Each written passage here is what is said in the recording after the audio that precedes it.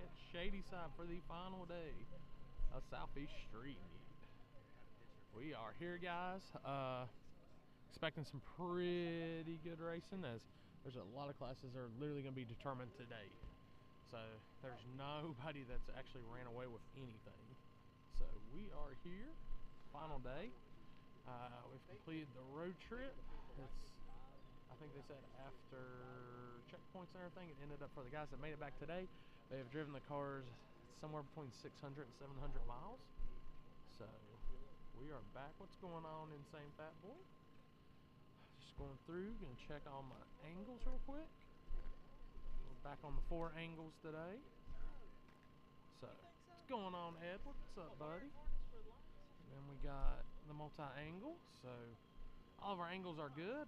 Rye did make the trip over, so Rye will be talking today. He'll be our announcer. I've got everything plugged in so we can feed him into the feed. So, dude, I'm expecting there's a lot on the line today. A lot of guys, like I said, there's no class that's just being ran away. What's going on, buddy? I'm from Durham. Like, I know all hey, those boys. just get in the line, get that one hit in, man. Rougemont, so like David Farlow lives half mile Who? from my dad. Yeah, I came up with those boys. The shootout slip can count as your regular slip too. So yeah, there is actually shootout today. So there's actually racing today too involved in this. So the 8 fastest cars that's left or that has made it by the time they start that, they're having a small shootout, and their shootout slip can count as their daily slip. So yeah, they've got that kind of going on too. So you'll actually see some actual heads-up racing today, along with the Dragon Drive. And the DYO has a shootout too.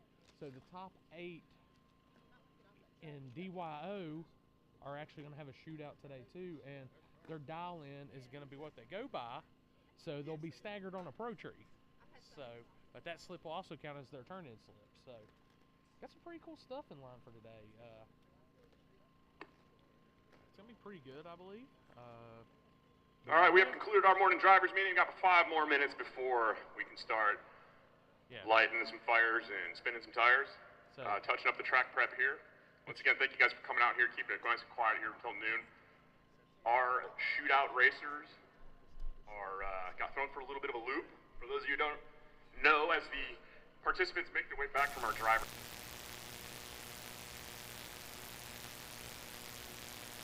throwing a curveball at everybody. Our top 8 competitors on property are going to be thrown into the mix. No test hits. You call this off the trailer, but I guess if you can say off the street shootout for our top 8 competitors. That's going to crown our champion for the overall, but that is not the end of their street and heat. Each one of those competitors are in a variety of classes. They are still in contention to win their individual categories.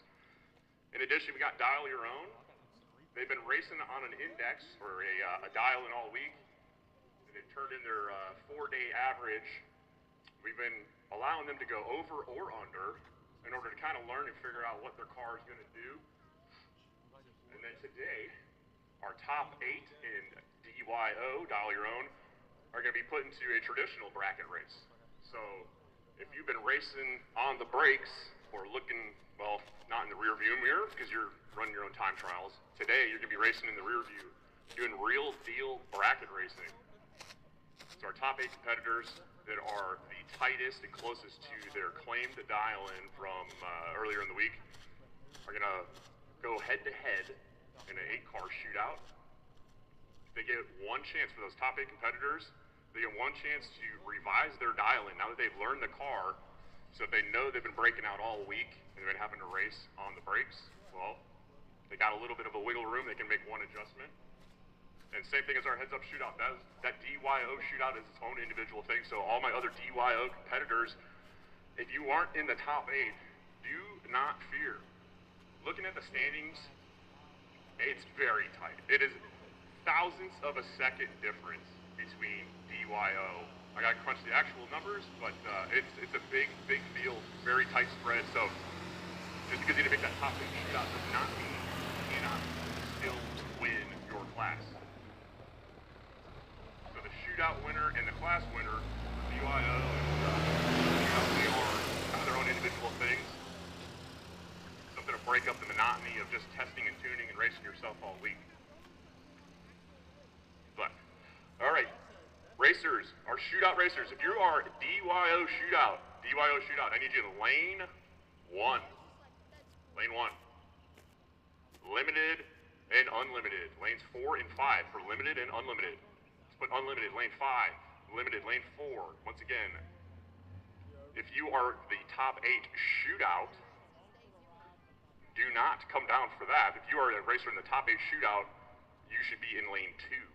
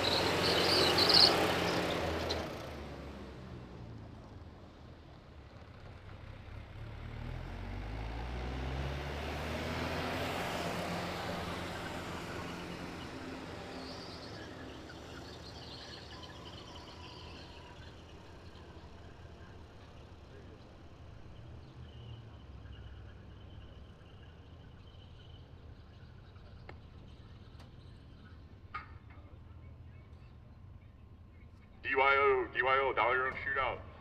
Lane 1.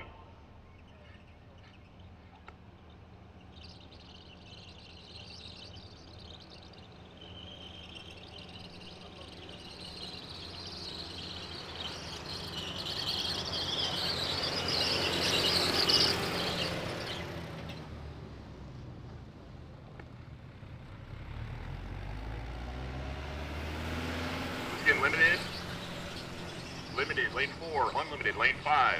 DYO shootout, lane 1. DYO shootout, lane 1. DYO racers, lane 2. All my dial your own racers, lane 2.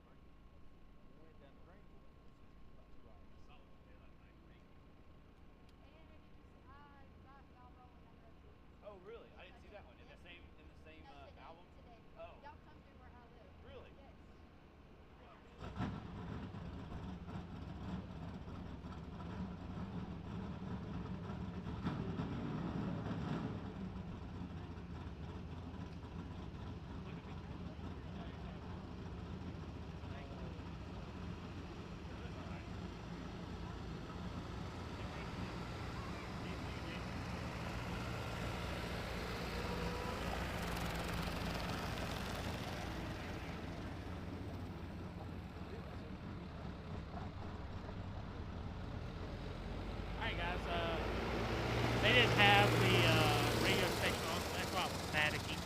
They're supposed to go up there and turn it on. So if it is staticky again, just let me know. If not, I'm really close to the speaker here, so might be able to hear Rye pretty good just through my normal microphone. So.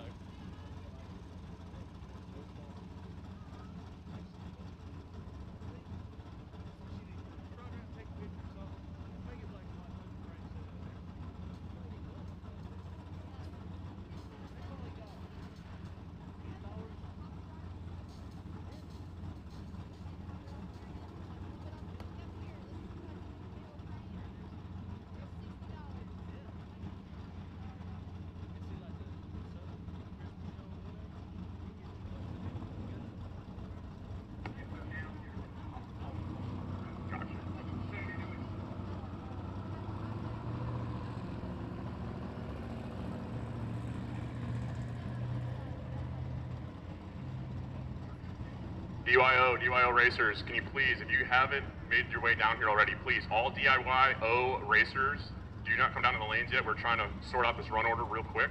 I appreciate everybody's flexibility in this while we get this operating. We want to make sure this runs smooth. I need the top 8 in DYO for the shootout in lane 1. Top 8, DYO, lane 1.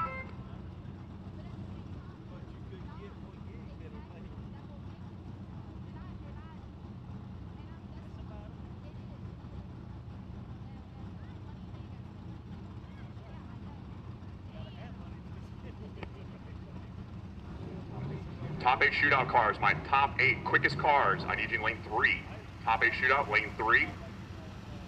Limited, lane 4. Unlimited, lane 5. DYO shootout, top 8, lane 1. All my DYO racers, please stay where you're at. Once we start running these cars down, getting some heat in the track, and get our limited and unlimited categories down, we'll start bringing the DYO racers down. There's a lot of you. I want to make sure I keep the lanes clear while we get the shootout organized. Get everybody situated.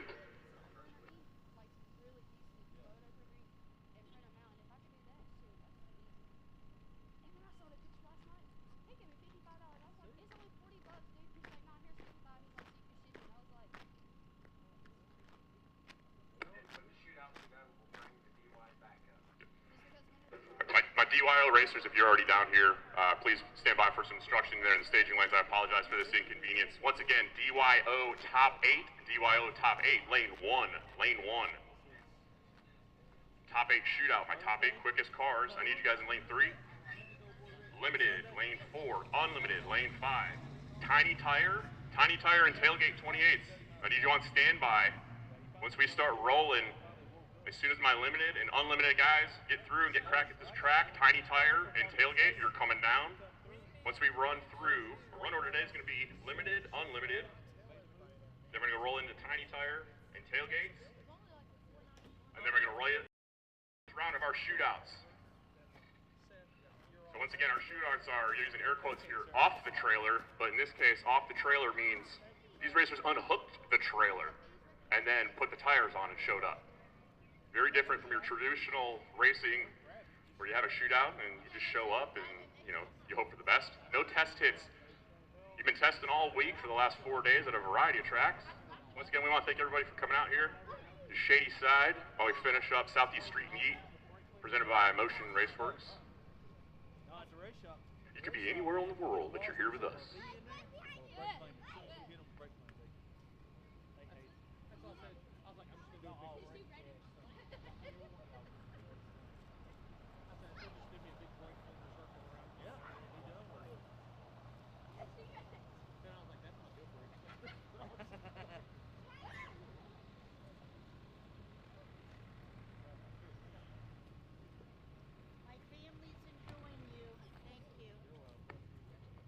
Once again, racers, if you know some of the racers are up at the top of the hill, it might be a little bit hard to hear the sound of my voice.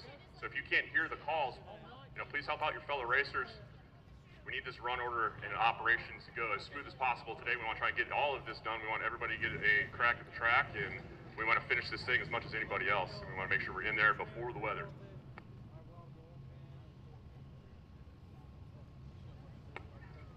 And since everybody here has a real deal street car, I'm going to assume that every one of these real deal street cars actually has a radio. So turn the knob to 94.4. as your 94.3. Go down a click. 94.3 on your FM dial will get you the track radio. If you can't hear the announcements coming out of the speakers, 94.3. All right, guys, I'm going to switch it to them. Ed, if you can, tell me if I'm going to switch it to the line in for the radio. Tell me if there's a lot of static or anything in it.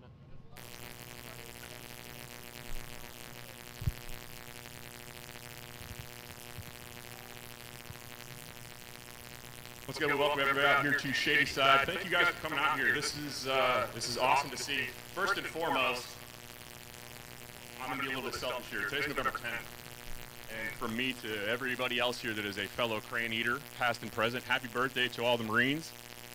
I thank everybody for coming out here on this Veterans Day weekend tomorrow to celebrate the freedom that we get to enjoy from the sacrifices the families and service members have made, past and present, to be able to do what we do here today. All of us, all of you, thank you very much. We look forward to a great day of racing. Let's have some fun.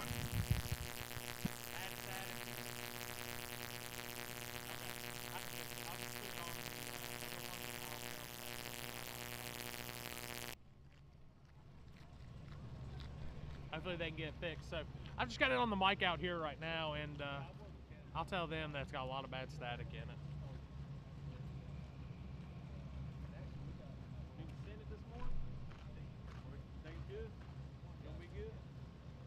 Okay, cool. Yeah, actually Zach's spraying the track now, so hold up, I'll get Seth. Seth!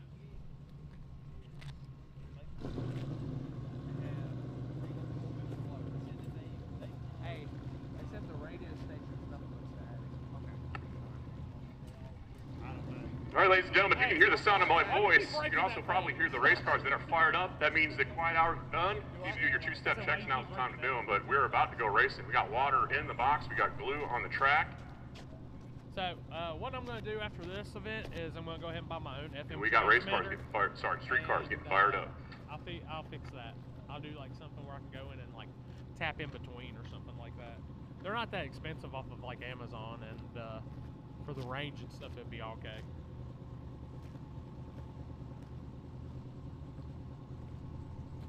Okay, cool. I just know it's probably going to be a little thrown off once the cars start coming through. But, I mean, I don't care. I'll do what we got to do just to make sure that's perfect. So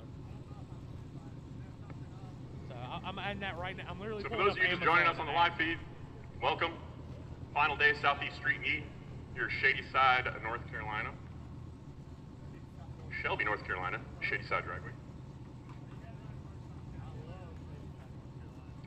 Our run order today is a little bit different than the past couple days here this week. We're starting out with our quickest categories. All of our participants last night had a pretty easy drive from Mooresville down here to Shelby. One must-see stop to go see the barn from Days of Thunder, relive the glory days.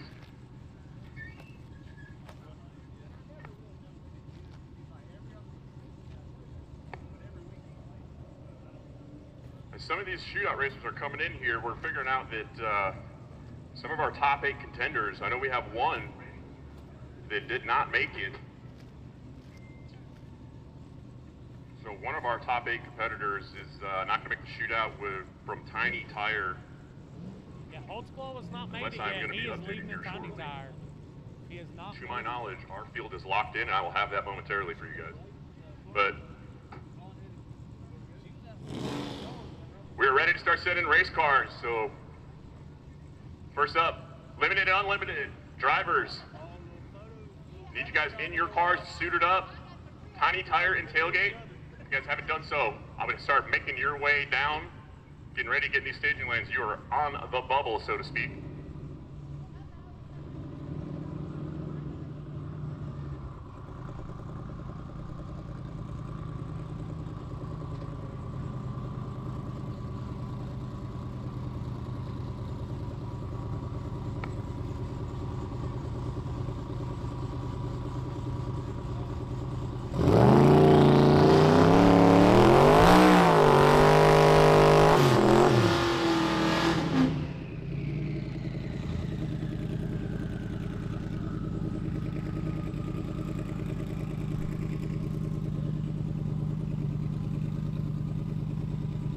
first car making its way down the track is going to be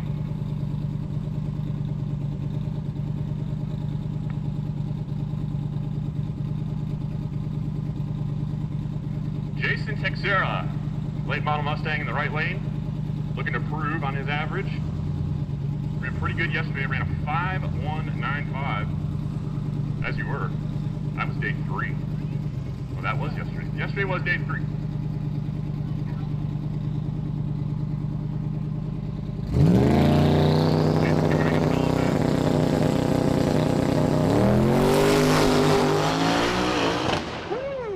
Jason makes a hard move at the 330, knocking out the cone. He's going to knock out the 660 on the way down through there. Took a big swing.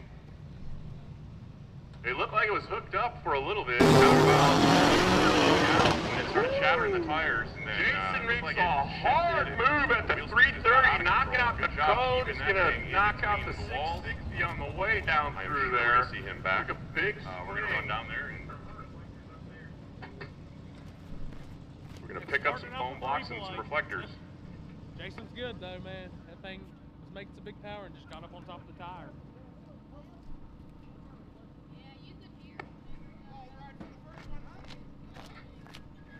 So one of the things these racers have been fighting with, and we just saw it right there a little bit, is traction. We're doing our best here, and Shadyside is known to be great, and it is a great track. However, when you have gray skies and a whole bunch of cloud cover and cold weather and cold temperatures, well, this is about as best as you can get with what you got. And it's not the most ideal situation to set record passes. However, it does, as cliche as it is to say, level the playing field. Every racer has the same track to go down.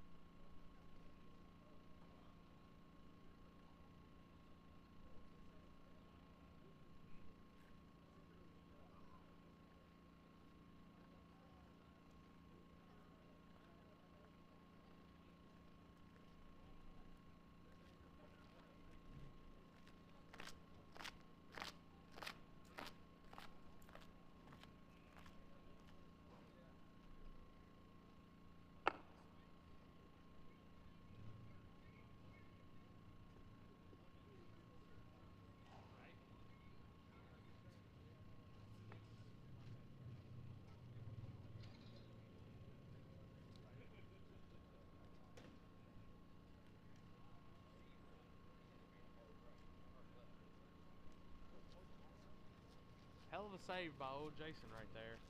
Got a few of the cones, but they definitely had that thing rolling. Like I said, it's a different track today. It's cold. It's cool. I mean, you're gonna have to tune to the conditions, guys.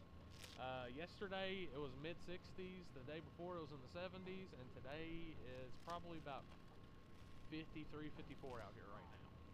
So they did get sun on the track all day yesterday, so I know that helped getting the moisture and stuff out, guys. But it's still going to be a tuner's battle till the end, no matter what.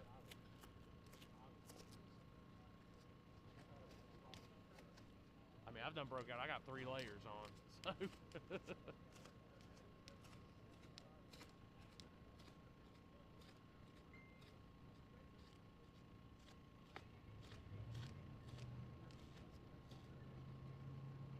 Well, track crew's down there picking up a little bit of pieces. Doing a little bit of cleanup here. See some of our top 8 competitors out here checking out the track. Throwing it for a little bit of a loop and showed up, thinking they'd have plenty of time to relax and casually swap tires over. Wrong. You got a race in 30 minutes. Get ready.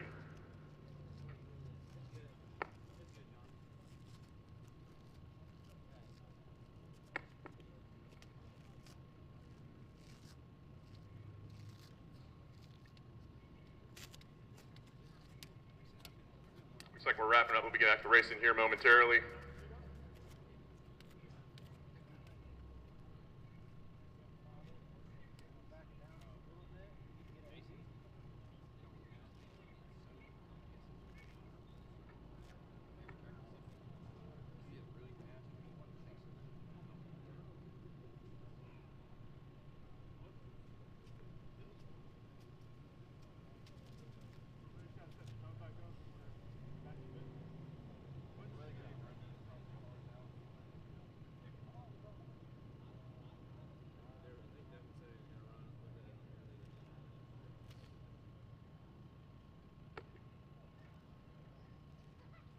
Once again, limited and unlimited cars. If you guys are rolling through the gates, this is your opportunity to get the first crack at it. So you got a little bit of, well, you don't got a lot of time.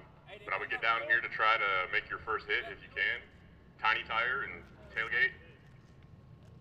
You guys should be meandering about smartly here at the back of the lanes, waiting to be called up. You'll be called up shortly thereafter to probably lanes 4 and 5. DYO shootout racers. If you are one of those top 8, I assume everybody's down there by now since you were all at the meeting.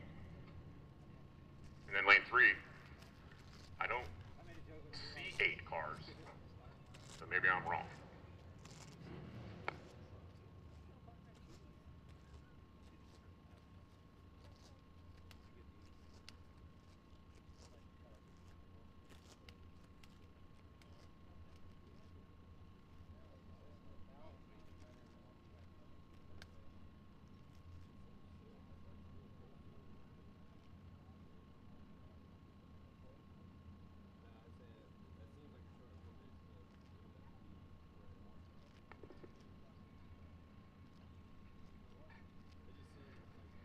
All racers and participants, all the crew members and the racers, if you guys have your bracelet, your snap bracelet, in about 30 minutes down at the tent, all Street N Yeet guys and gals, you can come get some hot dogs, chips, and cupcakes.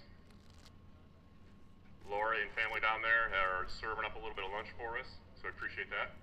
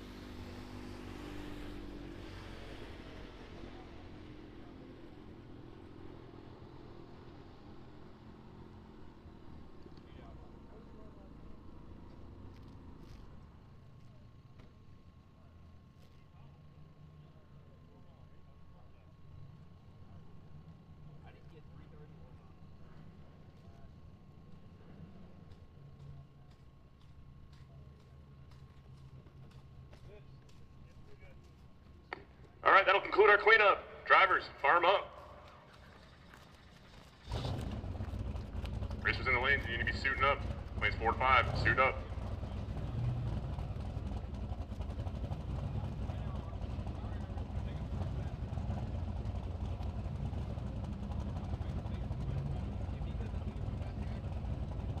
Coming up next, we got a couple of our unlimited entries. Once again, these cars may not be in the top 8 shootout. However, the standings are pretty tight. They still have an opportunity to capitalize, and they are in position to, I mean, anything can happen today. Any one of our top 8 competitors could have some sort of parts failure incident, we just saw.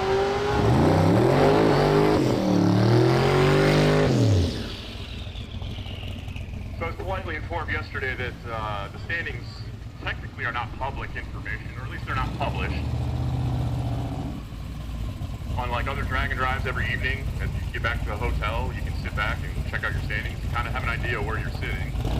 Or if you haven't been paying attention to the racing all week here at Street N Yeet, Devin and the crew, they do not post the results publicly. You want to know, you better figure it out yourself and pay attention to what everybody else is doing, and that's a lot to do. So they kind of want everybody to just run your own race and run the best that you possibly can and go out and try to set the world on fire.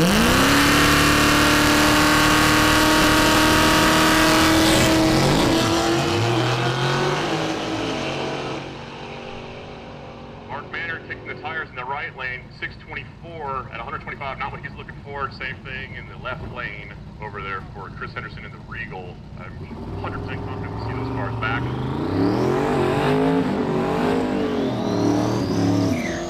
Rick Wooder in the right lane in the teal Fox body. Last time Rick finished here, he didn't finish the way he wanted to. And it's on fire. So this year he's looking for some redemption.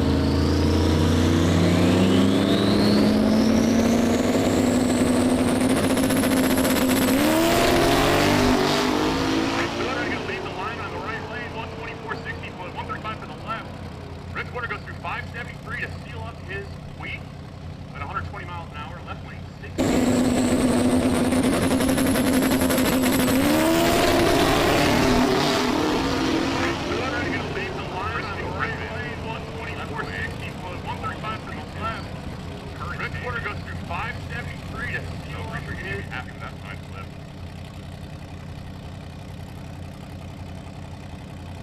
Maybe he wants to improve upon his average. Go back around.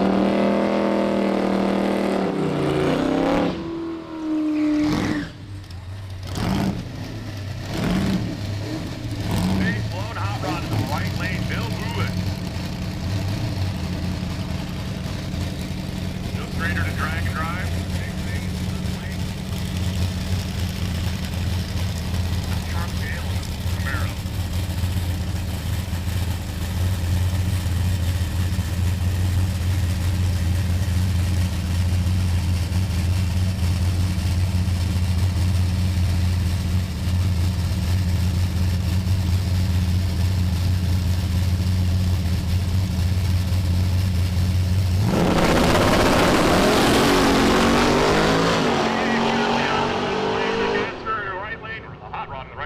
Everybody's eardrums out before it kicks a little sideways. Sitting a nice pretty wheelie in the left lane, goes through 626 up one way.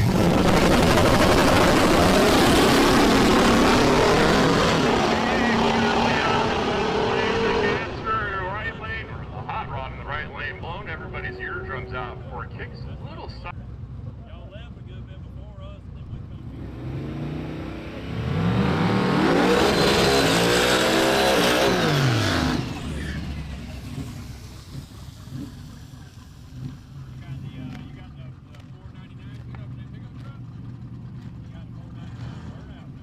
Chris Cavalier in the left lane. Something about tailpipes and parachutes that just works. Chris Vick.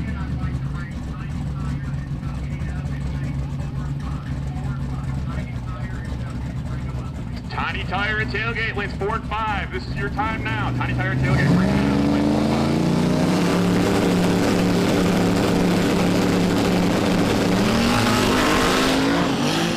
Chris Cavalier knocking his tires off, doing a pedal job, trying to keep it straight. Does very nice, getting off the line good and tidy, keeping it collected. Right lane 582 at 124.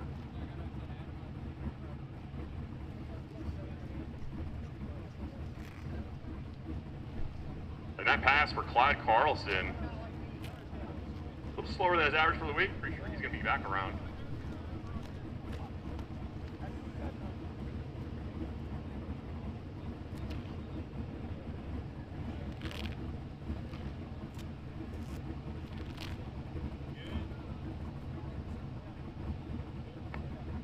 Carbonell in the right lane with the absolutely devastatingly gorgeous. This thing is beautiful. Set a new personal best yesterday at Mooresville. See if he can better it today. And in the left lane, you got Randy Seward, OG drag and drive veteran. I said it before, I'll say it again. This guy has probably more passes down the quarter mile than some of you sitting here spectating have on your daily driven tonneau box, minivan, whatever. Randy has traveled over 10,000 miles, I think it was, in 1 year, a couple years ago, hitting drag strips all over the United States. This car has been deep into 8-second territory in the quarter mile. He's been crowned champion at multiple drag and drives. He's a legend. You get to see him here in person at Shadyside.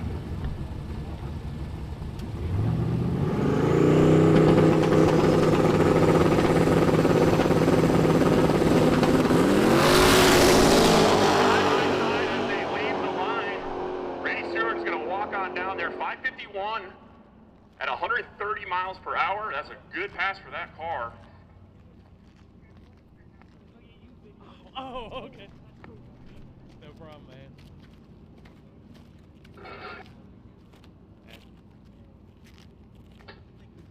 Richard C. Flint, if you can hear my voice, roll your window up immediately. I see something behind him like, oh, Are you crazy?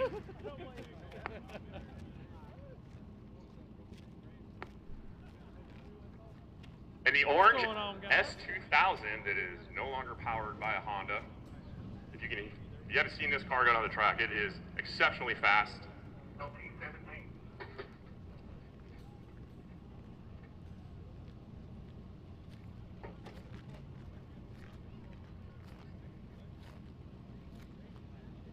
Unfortunately for Richard, on day one, he had to turn in a 10-second time slip.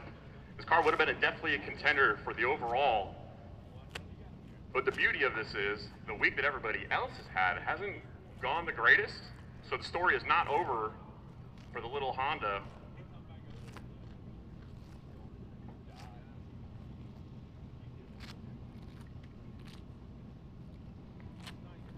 And Richard's going to be taking on Matt Green.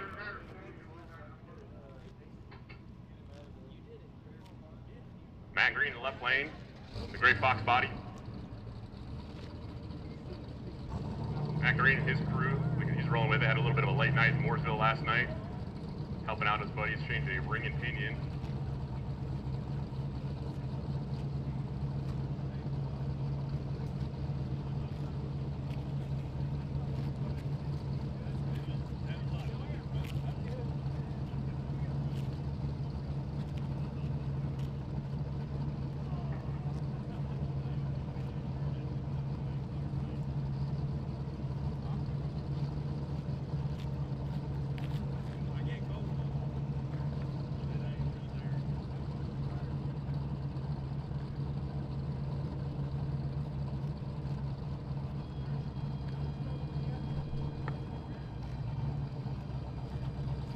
All right, here we go. Richard C. Flint in the right lane.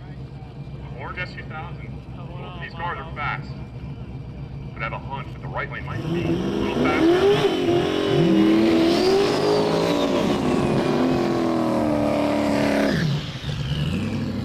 The real question here is, how much louder can Richard Flint's fuel pump possibly get?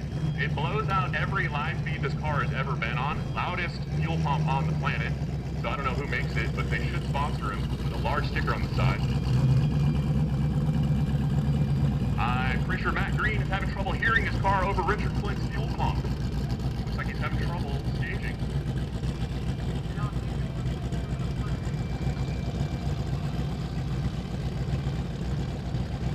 All right, enough nonsense. Let's get back to racing. Richard Flint, Matt Green.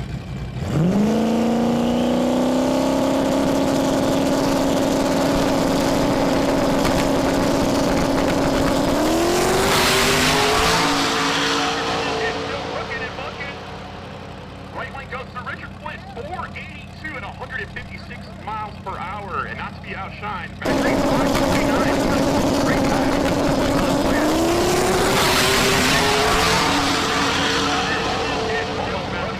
Yesterday, Richard Flint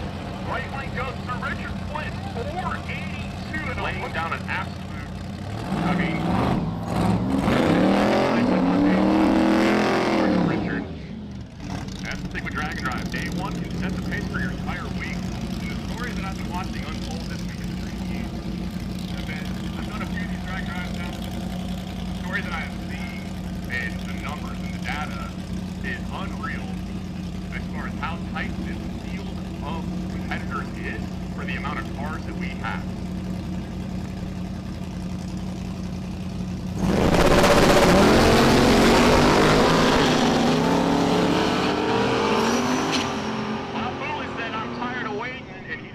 Down the track all by himself. Came back around for a second hit. This time it stayed nice and straight, true. 620 at 110 miles an hour for him in the right lane. Left lane goes through. 657 at 108. For Taylor Owens.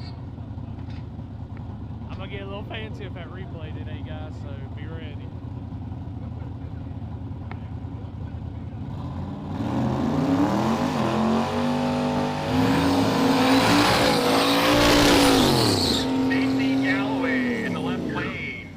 Competitor. Big tires, trailer hitch, sunroof, flat hood, box body. Perfect combo right there. Right lane, tailgate competitor, Jeremy Hoskins.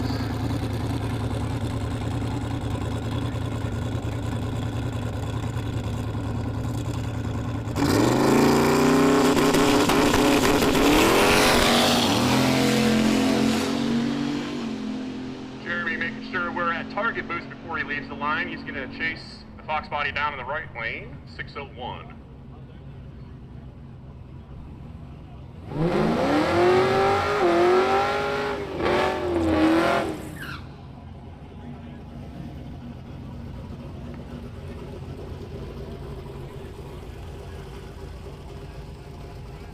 Tom Wrestler over there in the Greta truck in the left lane for tailgates in 28.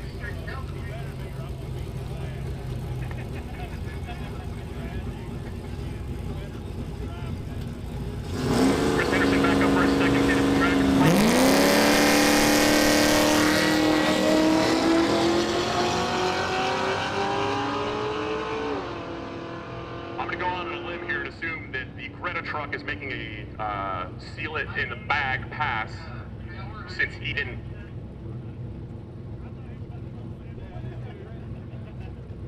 Dustin Safford, Scott Thompson.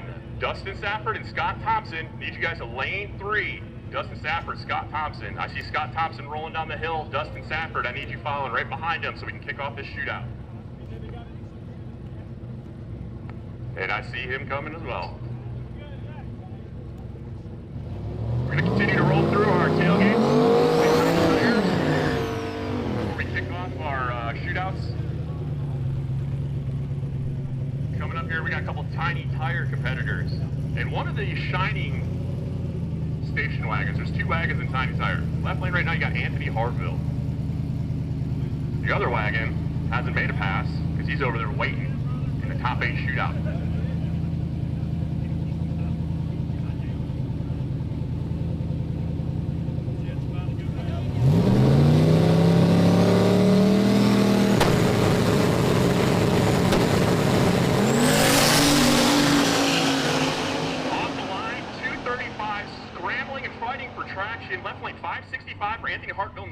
Right lane in the Nova, Chevy 2 goes through 573. Again, that is a 8.5 inch or 235 radial that these things are getting down on. And one of those competitors is sitting over in the lanes. He's in the top 8 of the quickest cars on the property.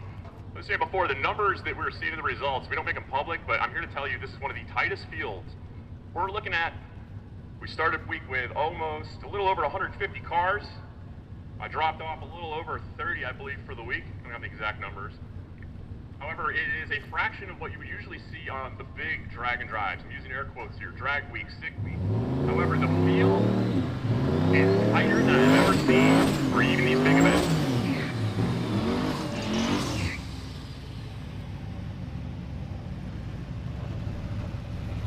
I just got a message. I believe I already knew this. Our other wagon from Tiny Tire, the fast one, is still on his way to the track. So, a bit of a developing story.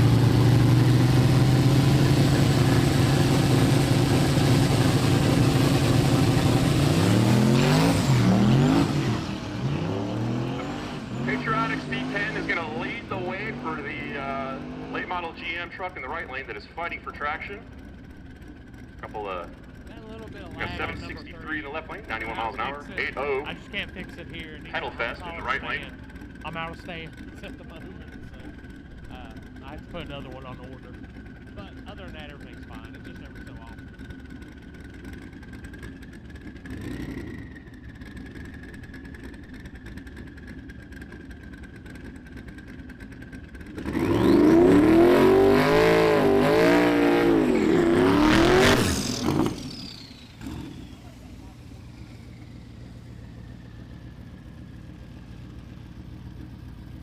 The Fotina Malibu in the right lane.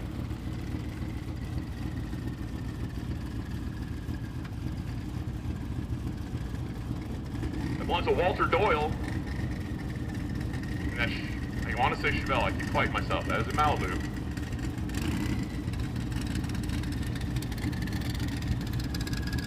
Mr. Doyle this week has been running well down in the mid-fives, sitting on a 550 average right now for the week in Tiny Tire. One of the more competitive classes as it's turned into. The development of the 235 racing over the years has been something really fun to watch. And the Tiny Tire is taking on a tailgate in the left lane. That's Jack White in the S10 with the turbo hanging up over the hood. That's how you know it's still there.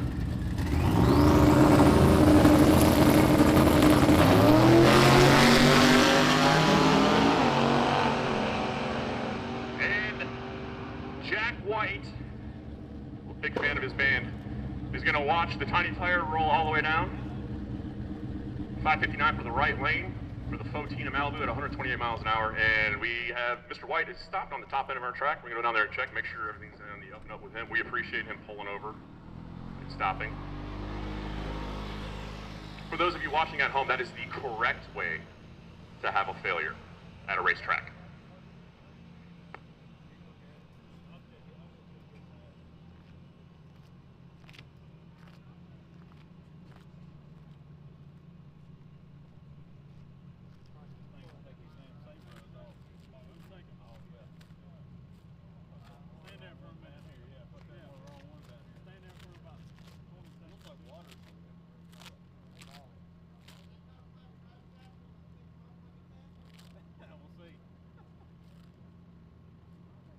Like he was just going to put it down through there because the rear end yoke's a little weird, but Alan is talking shit, so he's going to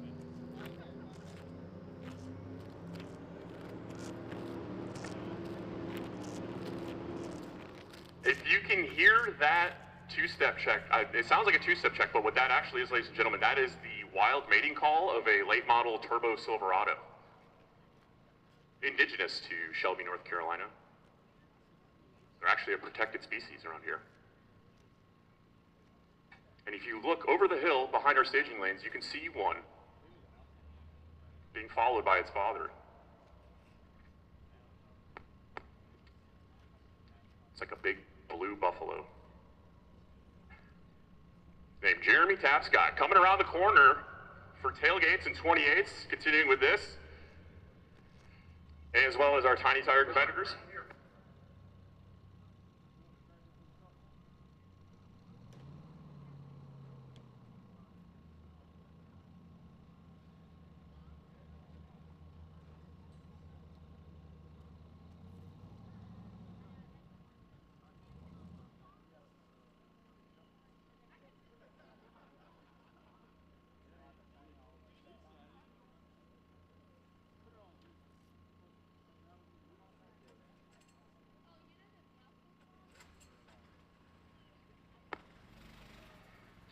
So while we are getting Jack White off of the top end of the racetrack here,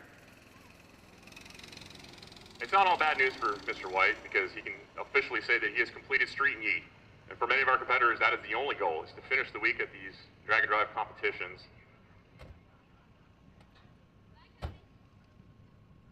So we're going to see a lot of passes from our competitors today as they're kind of feeling out the track a little bit. Some of them want to swing for the fences, be a one and done deal. Some of them kind of want to feel it out, get the time slip in their back pockets and know that they can say that they finished the event, they've sealed the deal. Now, they have all their parts, tools, and equipment right here. They got a truck and trailer to take it home. So as this day develops, if the track comes around a little bit later, you're gonna start seeing some of our competitors come out here to really swing for the fences, especially some of these fast cars.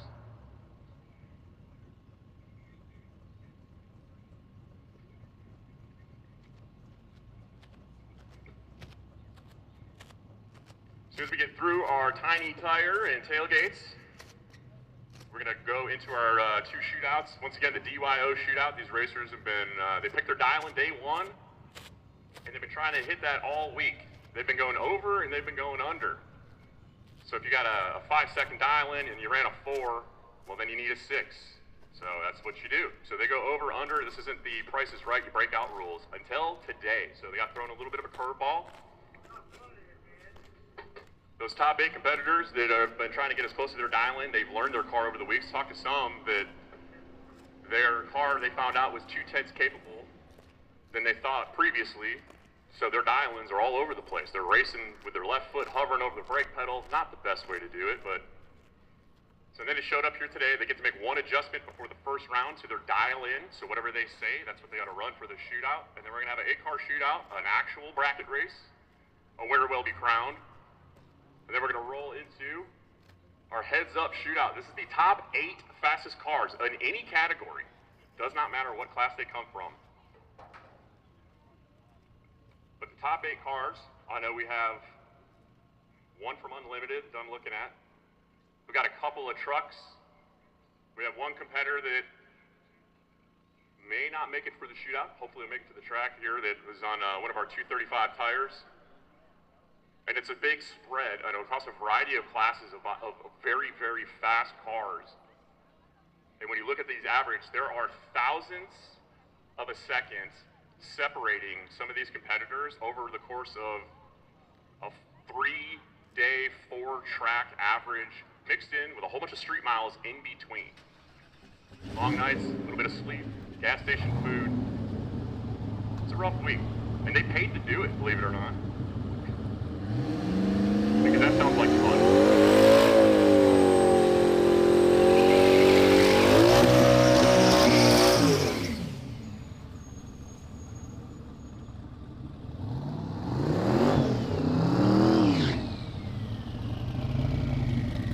Austin Grimes in the right lane with that white box eye, blue hood. Over there in the left lane of our tailgate competitors. Very pretty red. I don't know what color that's in. It's an S15.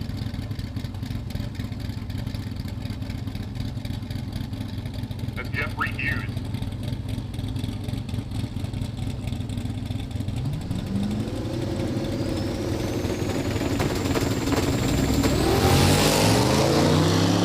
Austin Grimes going to leave the line alone. 235s, scrapping all the way down the track, goes a 590.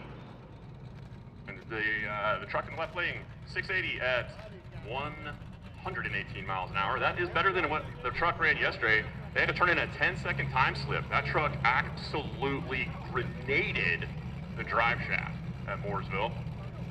They were there fixing it pretty late last night, so I'll be happy to know that after all the hard-fought battles, they can say they finished, and now he's going to come back around, I would assume, and probably turn that thing up a little bit.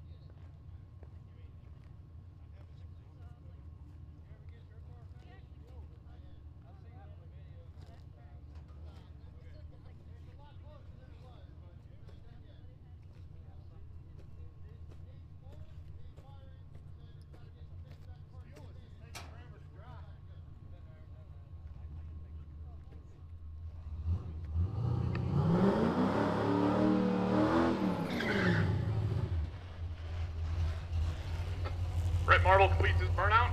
He's going to pull up, make a solo pass.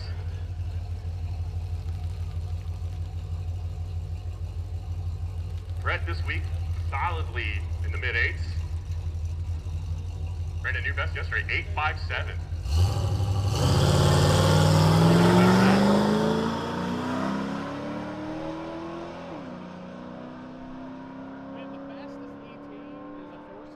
Brett is going to go through 8.74, not quite the best, but he can now say he has completed Southeast Street N Yeet. Pulling in the water box, one of the most entertaining vehicles here at Street N Yeet to watch on the starting line is this truck, this four-wheel drive K10, driven by Brandon Culleton. When this thing leaves the line, it is a pure demonstration of violence.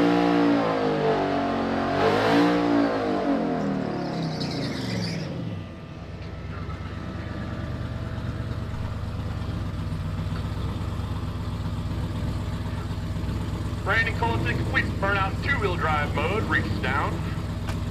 Through, gonna throw around, lock in the hubs.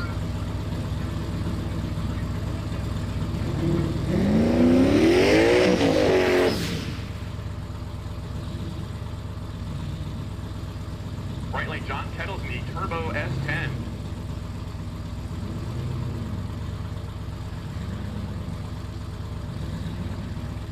Another one of the competitors last night, I believe, was battling a steering shaft issue. I believe this is the truck at Mooresville. Need to get welded up.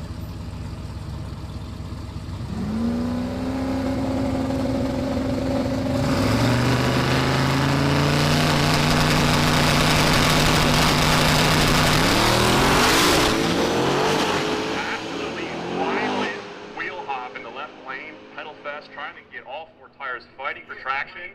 Can we call stick shift to lane 5 and prep track after red signal? Lanes are clear. John Kettles, the S10 is going to go through 5.9 at 117 miles an hour, while the truck's going to coast to a 7.1. Have a feeling we're going to see him back once again. F-150 back around. Make one more hit before we shut it down for track prep. This is Dustin Trance.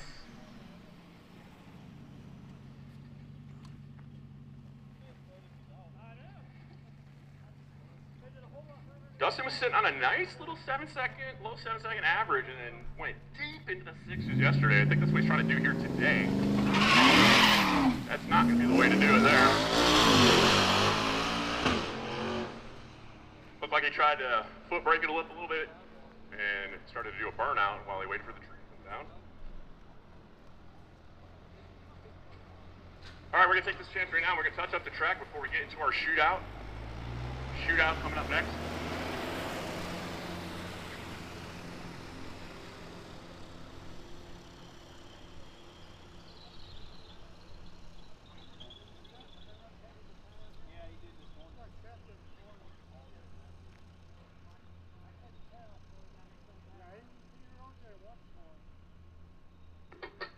Stick shift racers! My stick shift racers, I need you lane 5, please. Stick shift, lane 5.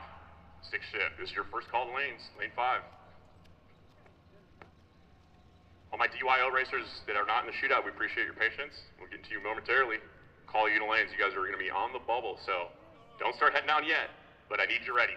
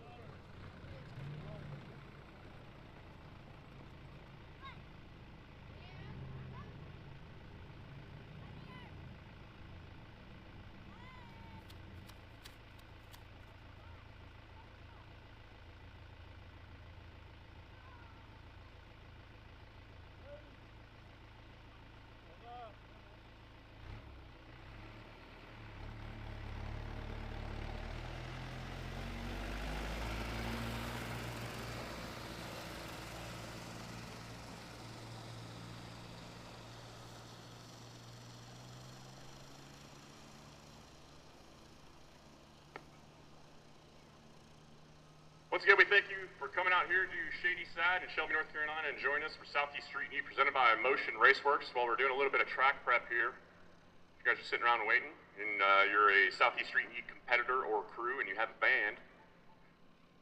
Laura and Evan and family down there have lunch for you guys, some hot dogs, cupcakes, drinks. Come down to the HDR trailer at the head of the lanes. In addition, all event shirts today, $5. So go down there, get yourself some t-shirts so you can remember how much fun you had and how much money you spent fixing your broken car here at Street N Yeet.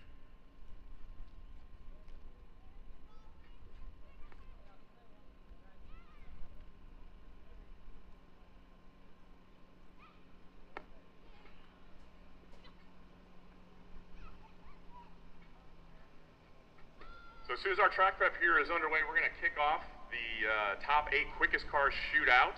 So you're going to see our top quickest 8 competitors of the week that are here on the property. I know of one that I don't think has made it for the shootout. However, I believe hopefully they're on their way. And when I say quick, I mean these cars are very quick. For something that has license plates and insurance and runs and drives on the street. Immediately following that is going to be the DYO bracket race, 8-car bracket race. And then after that, we're going to continue running our class cars. Stick shift will be coming up. And then our rest of our DYO racers remaining that haven't gotten their first crack at this track, make sure everybody gets a hit. Everybody's doing great. We got plenty of cars rolling through, and this pace is working awesome, so we appreciate everybody.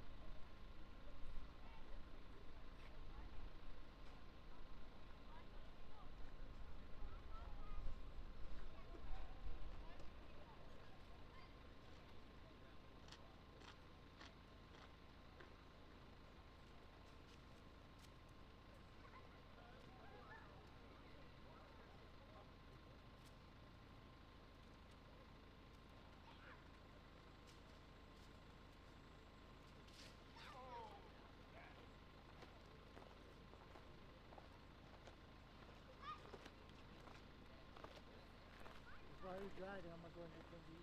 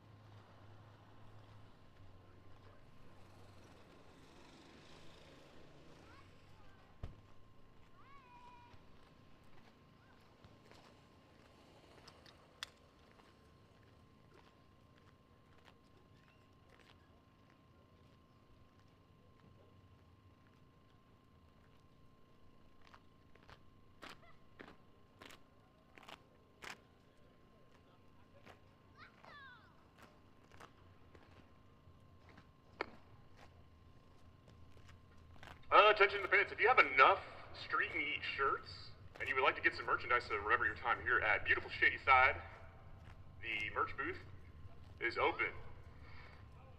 So go check out the Shadyside swag trailer. It's behind the stands.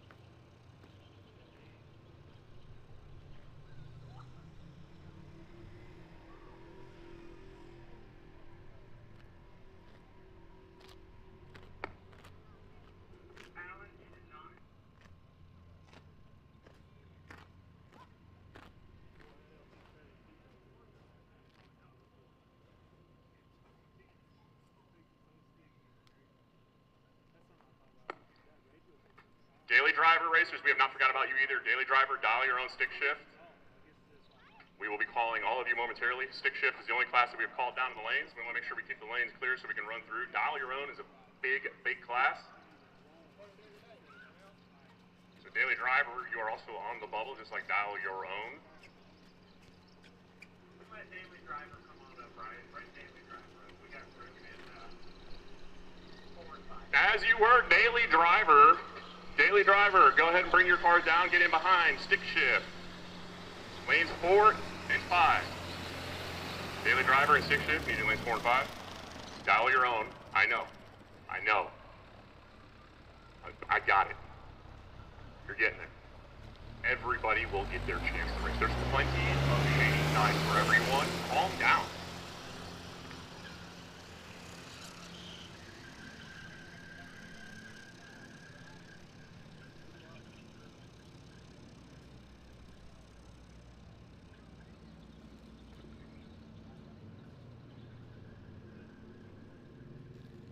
I see a few spectators in the stands. Thank y'all for coming out here. I'm sure a lot of you are crew and competitors as well.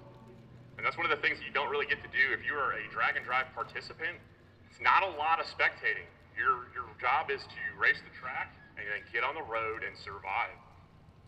And so for a lot of these guys, this is the only chance that they get today is to finish their event and then come out here and watch what little bit of racing they've gotten to see all week.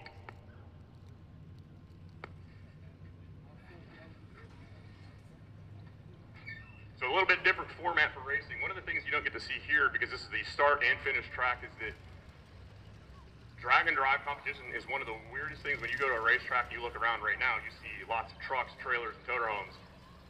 It's a very weird feeling to go to a racetrack, see almost 100 plus cars and not a single enclosed trailer in sight.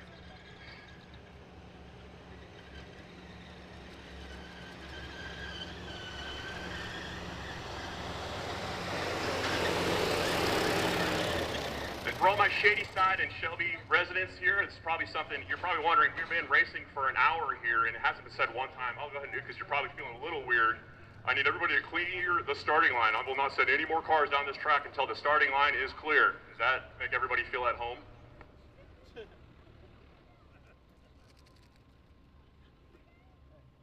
Yeah, get off the front line. Like you own the place or something. This guy over here says he owns the fucking place and he's not moving.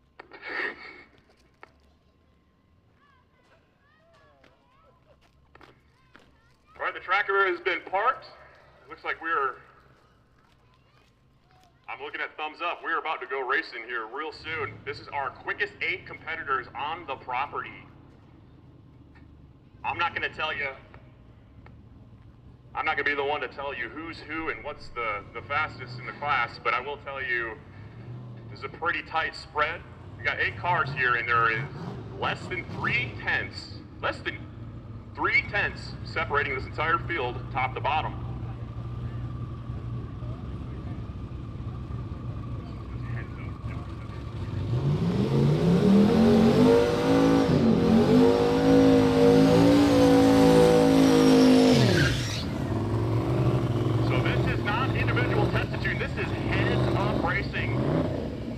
Something that you don't get at a lot of the drag and drives that are out there. What you do get here at Southeast Street N Yeet, presented by Motion Raceworks.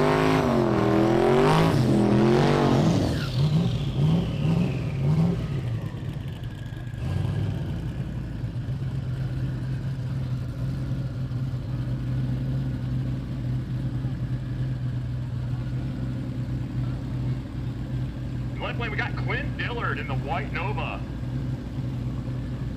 The unlimited category.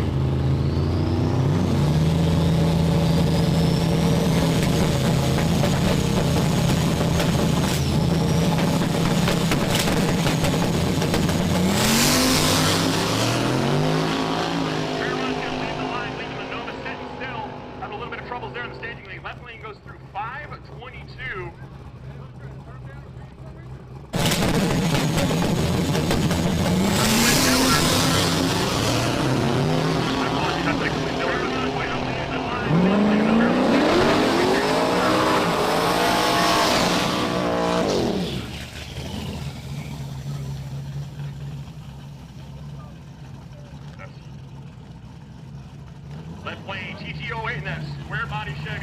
truck. That's Chad Goar. Ran a beautiful pass last night. 5:19 with a 5 at Mooresville. That was his best of the week. He's in a very tight battle in his category as well as for the overall.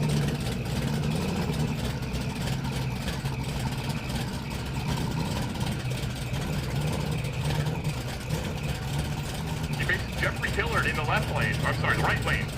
Last night, Jeffrey Hillard had the ring and pinion, had the whole rear axle torn out of his car at Mooresville. Trying to get this thing put back together, and they made it here today.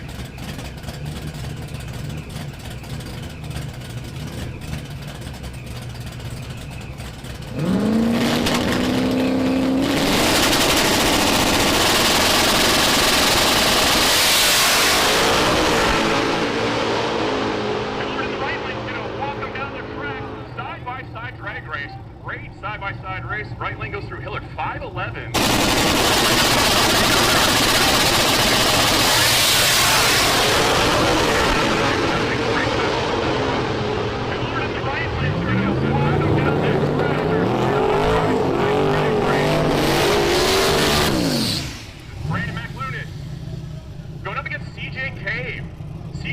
Yesterday came to Mooresville Dragway, sitting 5th place in his class. They had this motor torn apart. They put lifters in this thing. First day, the motor saw 9,000 plus RPMs and heard it. They had it torn apart. And now here he is on the final day, sitting in a position to potentially win the whole thing. When yesterday, they weren't even sure they wanted to continue. I'm putting words in their mouth. That's me. These guys have no quit. Right lane. This is Brandon McManus. Sitting very nice in front.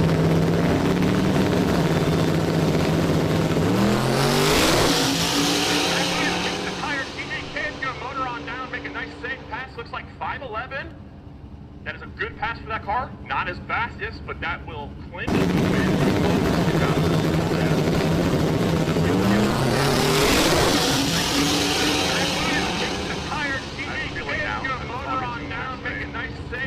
Looks like 5:11 and potentially turn that thing up. After the shootout, they still have rounds to go. In the water box.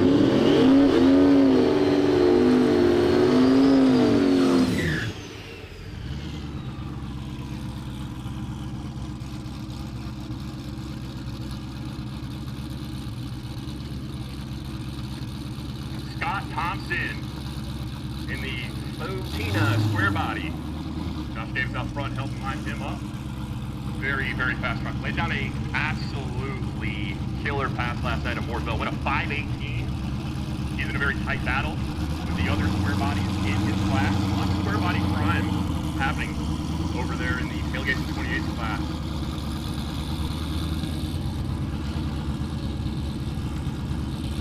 He's going up against Dustin Stafford. Dustin Stafford last night, I gave him a high five damn near at midnight as he departed Mooresville after rebuilding the transmission in this car. Didn't have the greatest day yesterday. Still in contention for an overall as well as a win in the class.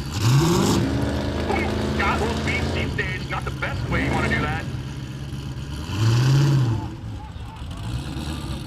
Well, this is a heads-up shootout. Unfortunately, this is Street N Yeet. So Devin's going to have to laugh at them and then make the call. We're going to reset the tree. Ladies and gentlemen, we're here about fun. This isn't that serious. We want good, clean racing. We want to know who's really fast. So we're going to reset it.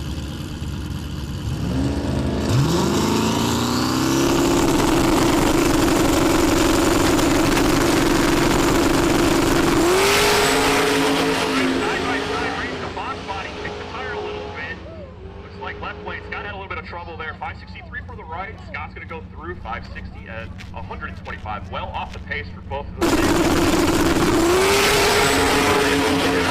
Side-by-side race, the box body kicked the tire a little bit. Looks like Scott trying to improve upon that time, I would assume. There. 563 for the right. Time slipped the turn in addition to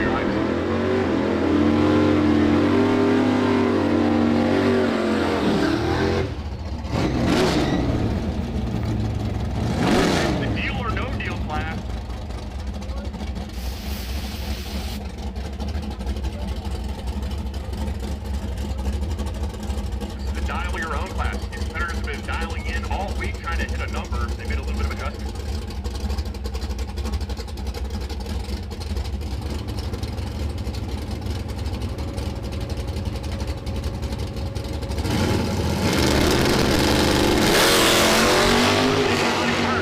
In theory, they should cross at the exact same time. This is real deal bracket racing.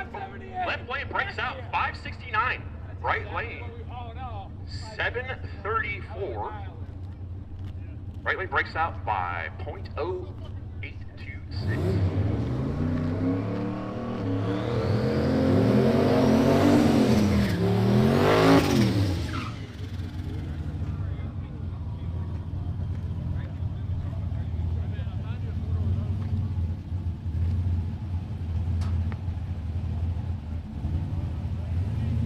Doug Kistler in the right lane in the Nova.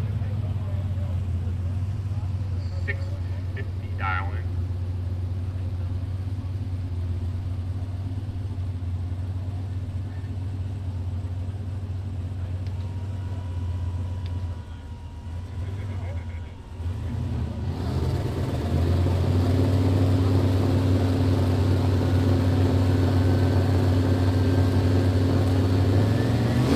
Taking our time staging. Full Trinity.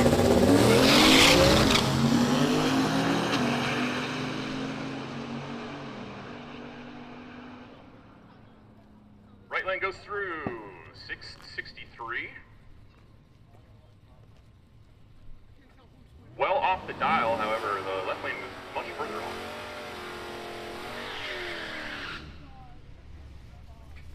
And the big payout for all the passes the Cadillac made yesterday over at Mooresville is that he has a very good understanding of how consistent and where this car wants to be. This should be a very tight race. 780 dialing for the left lane, 778. 200 separating the two.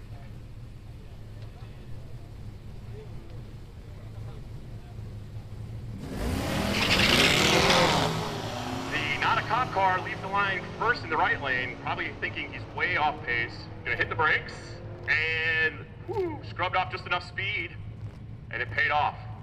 794 at 80 miles an hour. He's gonna move on. The CTSV does not.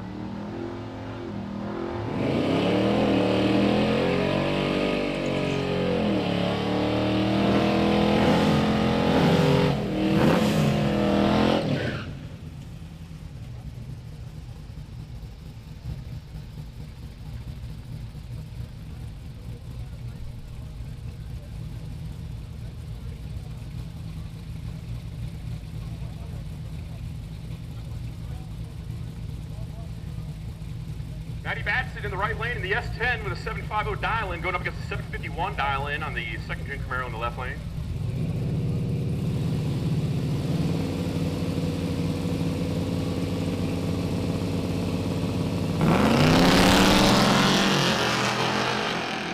Side by side down the line, Camaro in the left lane, Matty Batson in the right in the S10.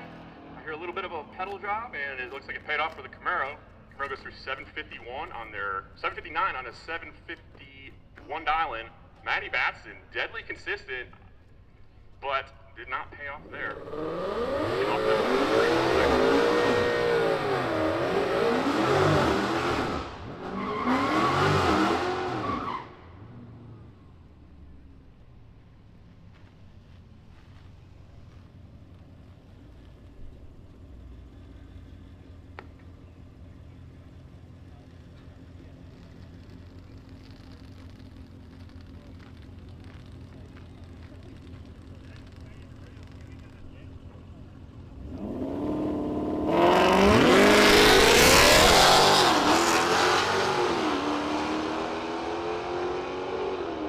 Dial your own competitors.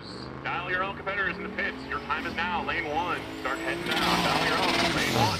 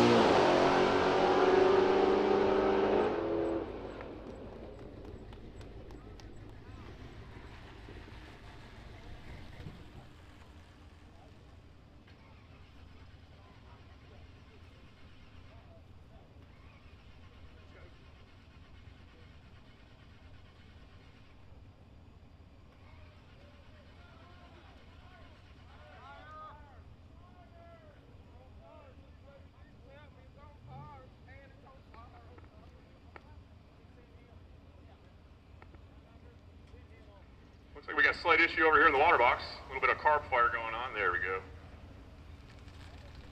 Getting that put out. We're going to send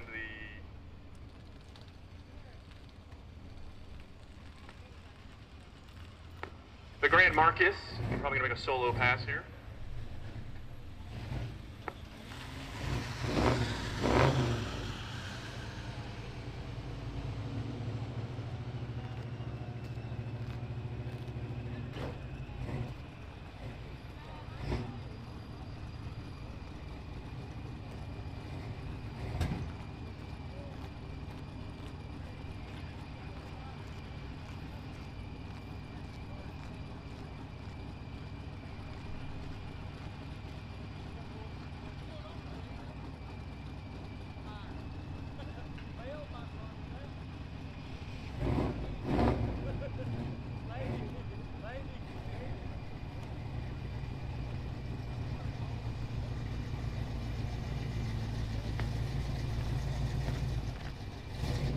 John Snyder in the Pontiac wagon in the right lane.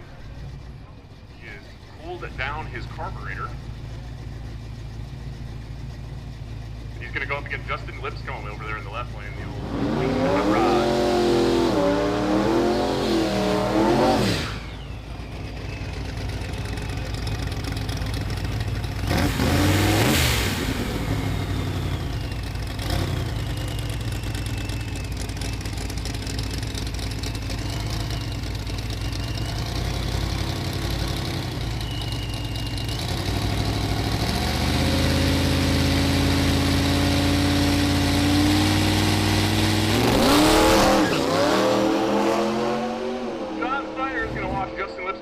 Make a solo pass. 693 for Mr. Lipscomb.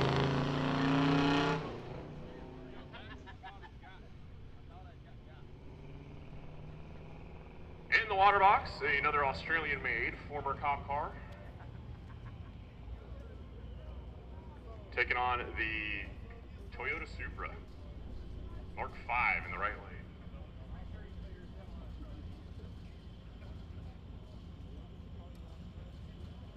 The late model Supra is one of those cars. It's a collaboration between multiple different manufacturers. Start pulling those Supras apart, you'd be surprised on how many BMW logos you actually find on them.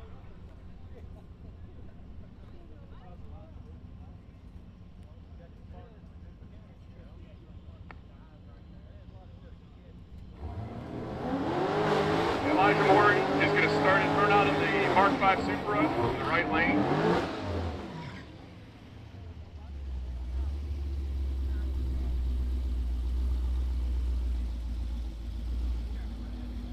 Taking on Ross Steenstra over there in the left lane, in the, I believe that's the Chevy PPV.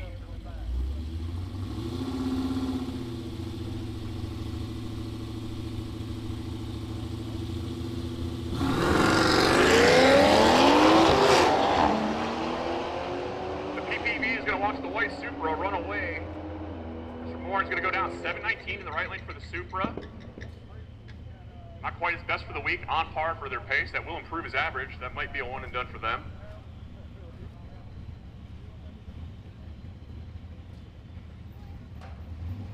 Not a cop car, 824 to 86.67 miles an hour. Left lane, the bright orange Chevy 2.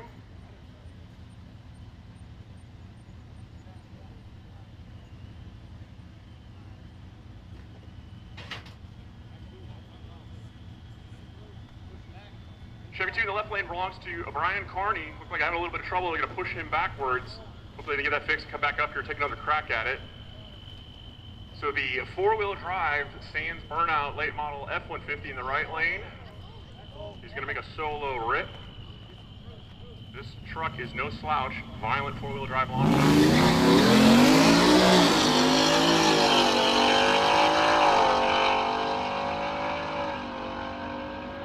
That F-150 is going to go through 7.0 at 104 miles an hour with 15 different shifts on his way down the track from that 10-speed.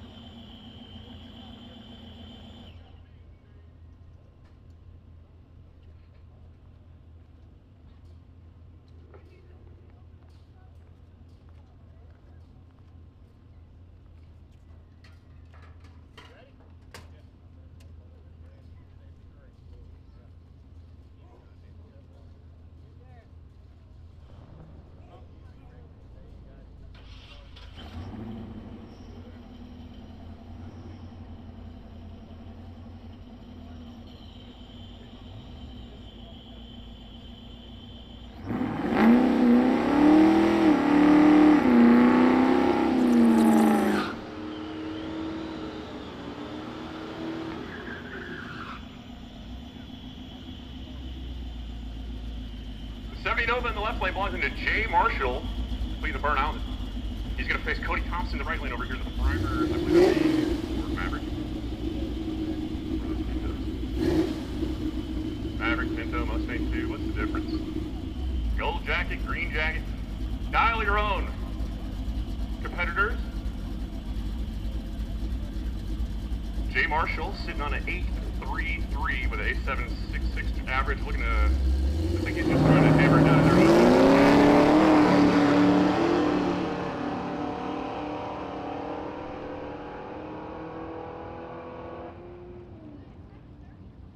Cody Thompson goes through at a 7.30, new best for the week. That's going to push his dial-in way lower. Sounds like he's pretty happy. And one of the favorite vehicles here for me, personally, Little Red Express.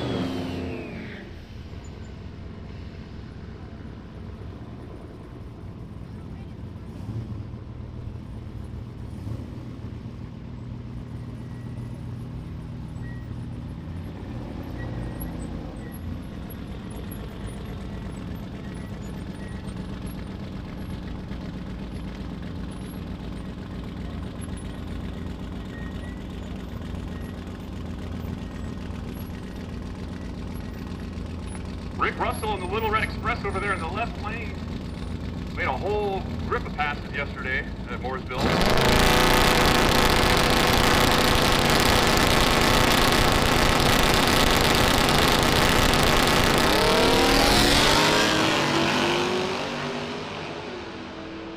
Rick Russell, Little Red Express goes through 596, back at the fives. That's a good pass for that vehicle for sure. I think he's going to be a one and done, hand that one in. Maybe he'll come back around, turn it in again. The Camaro in the right lane, 790 with a 6 at 91.13 miles an hour.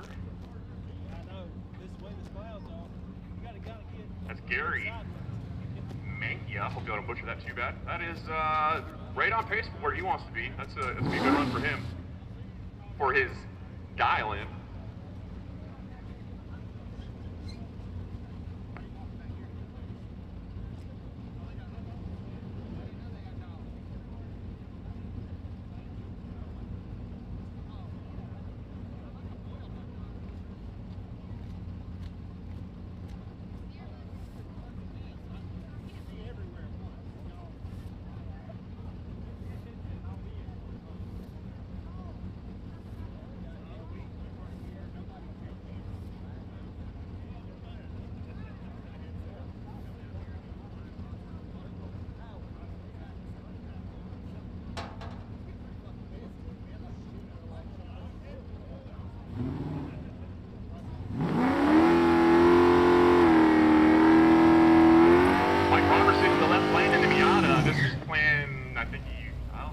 Out of alphabet letters. He just wanted to come here and get this event done.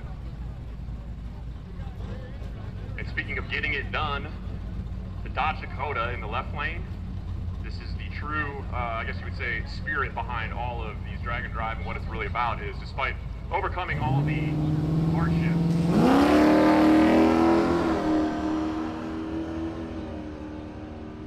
the reason I point that out on that right lane, if you pay attention, go check that truck out in the pits. It goes through 733 for Tom Moran. Tom Moran in that Dodge Dakota was the one I was talking about earlier. They have a piece of plastic, looks like covered in the back window, but yesterday that thing was nice and breezy.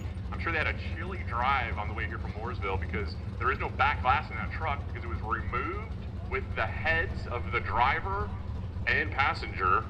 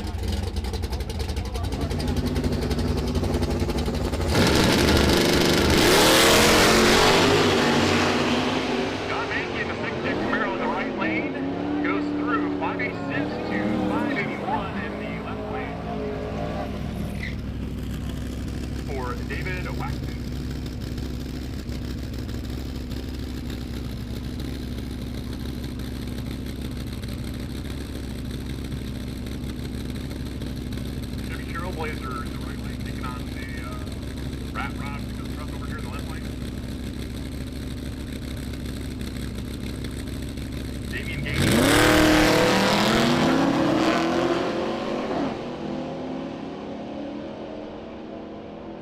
Damien dead on this week in the 9.2s. Looking really good. 9.34, not quite where he wants to be for a dial-in. I have a feeling he was going to come back around, or maybe he's just going to go and enjoy some actual racing and watching. Again, something you don't really get to do as one of the participants in these events.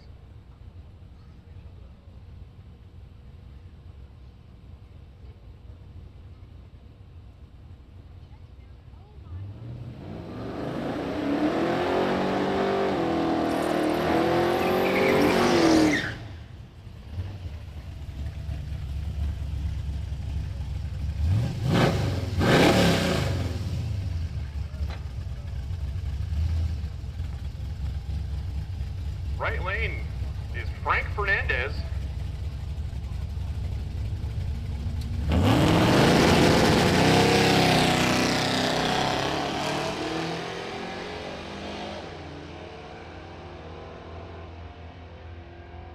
Fernandez going through 694. It's a hair under 100 miles an hour. Left lane 840 with 85.44 miles per hour. A couple of pickup trucks coming down the water box. Rounding out the rest of our DIY competitors here.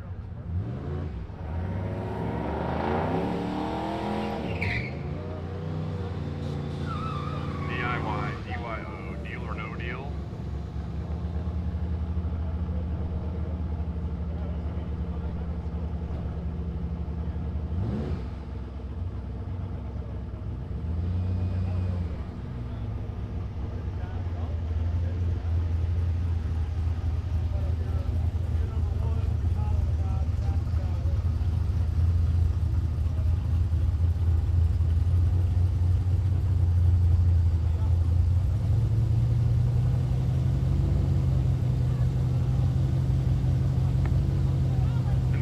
That patina'd slam truck on the ground, that is Charles Tucker.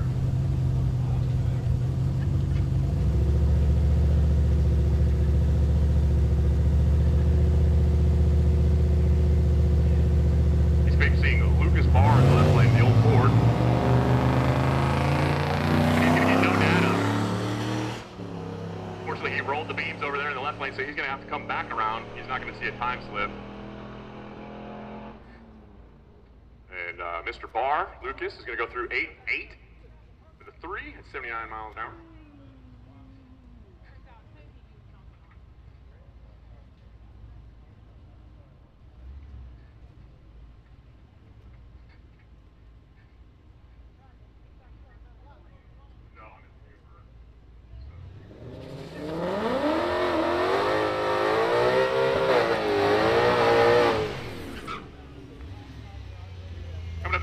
Another Dodge Dakota. Never thought I would say that at a drag race. That's Joey Harper.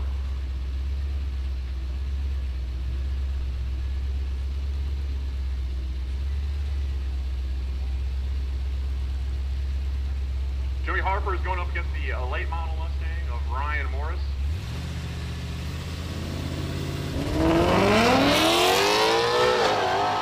And Ryan Morris is going to lead Joey down the track. Looking to improve upon his 7.6, dead on. 7.680 is his dial-in, and 7.680 with a 2. I believe that's going to be the times that he'll probably hand in, if I were a betting man.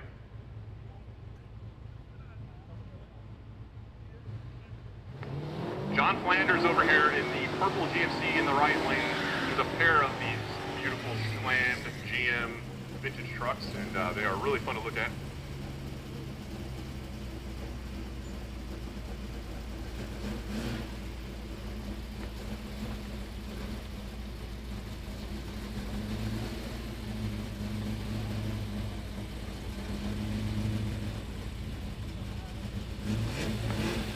Purple Chief Leader in the right lane going up against Matt Finney in the left lane. Matt Finney's going to take his time getting off the line, but Matt Finney is going to chase him down the track. Matt looking to improve on his 8.15 for the week. See if he can do it. Not with this one, 8.80. Looks like he rolled the beam. He got a little bit of a slow start there. I have a feeling he's probably going to come back around. Or maybe he's gonna go watch more racing. In the right lane, that is not a cop car.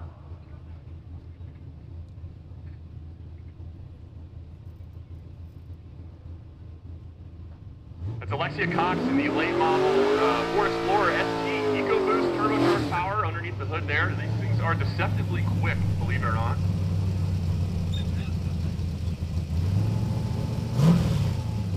He's going to take on the very long donk in the left lane with the disco backspoke glitter roof.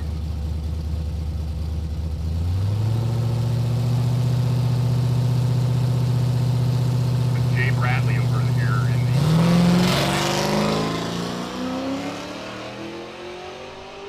Jay Bradley is the only car on the property that can actually trip the 60-foot marker with the front tires before the back tires actually start the clock, believe it or not. And he's... Quick game, shootout truck. I'm at the 330 at the 500.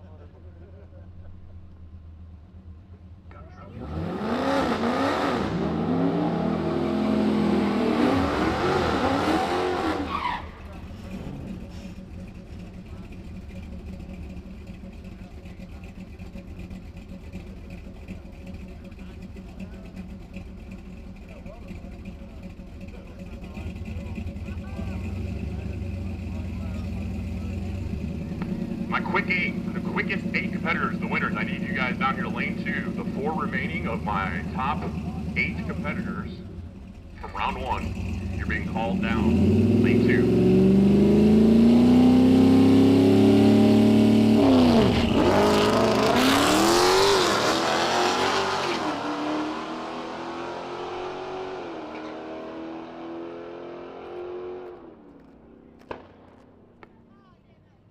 DYO competitors, DYO, I need you guys, if you're coming down here to make more runs, lane 1 is your lane, DYO, lane 1.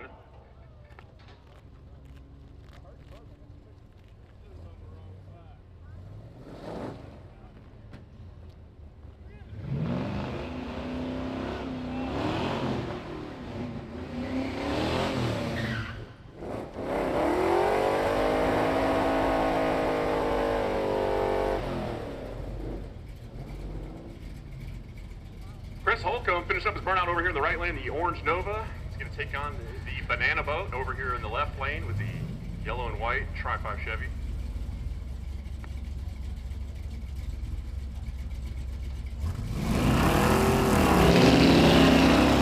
Roy Gallier in the Chevy in the left lane. Motoring on down there. Somebody missing a shift, not sure which car that was. 845 out of the left lane for Roy. A little off the pace for his best of the week.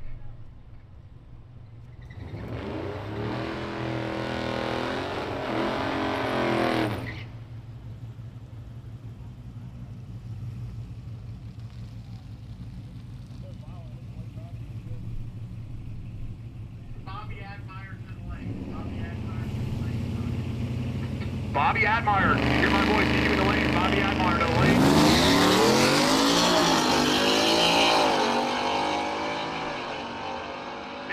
In the right lane is going to watch that late model F-150 make another pass and rip to a 691 at 105.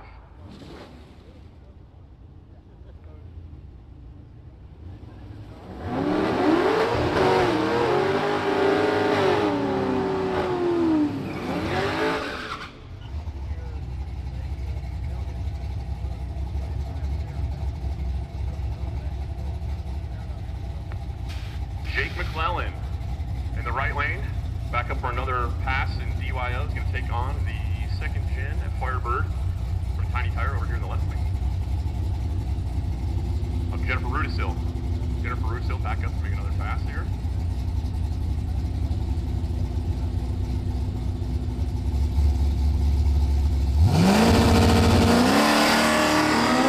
Jennifer on the line first.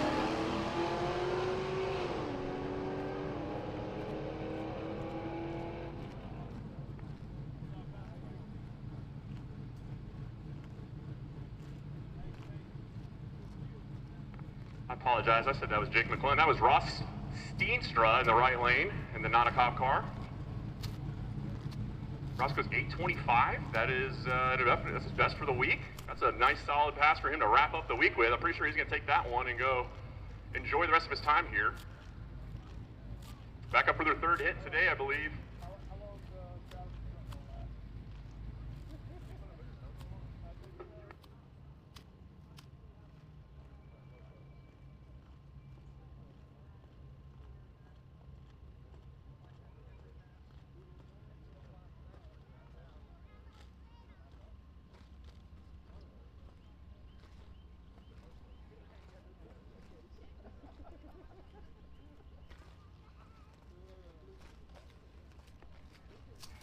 Tom Aranson in the water box, back up here again. I believe third pass I've seen on this vehicle today, out here getting their money worth.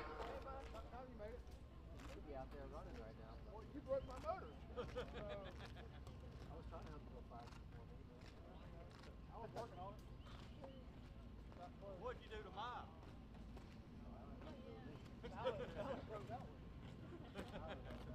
Hey, Jared Miles built that motor, Jared Miles broke that motor.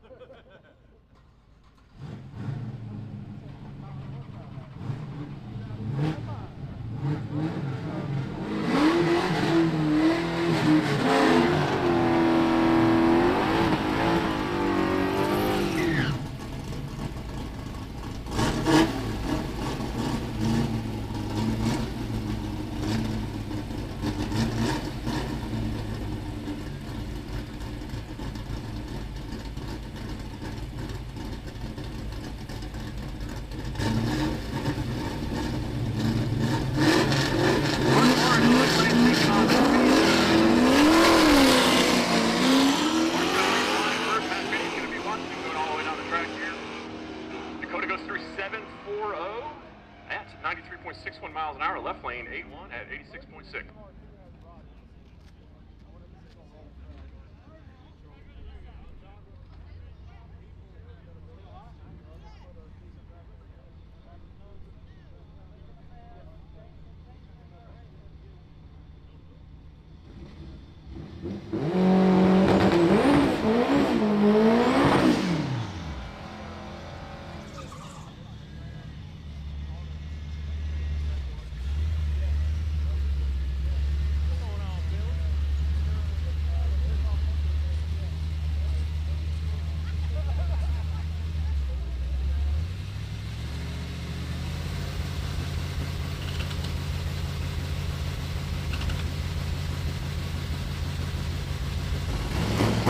In the middle here, the right lane.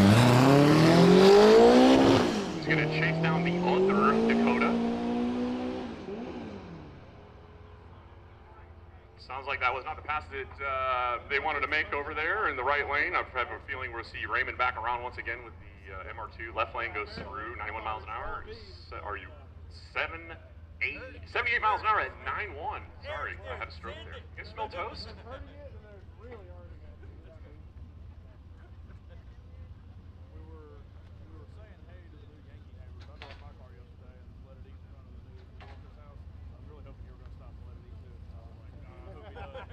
They come walking their dogs later. They were like, nice to meet you. Alexia Cox and the Explorer back up once again.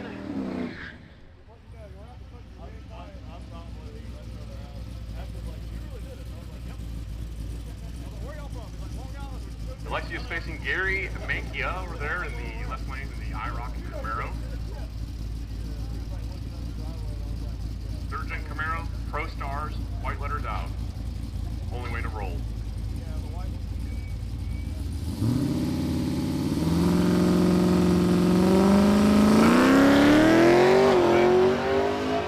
And then fries the BFGs and watches the four-wheel drive V6 twin turbo Explorer mosey down to 8.02 for Alexia Cox correctly. Left lane 9.8.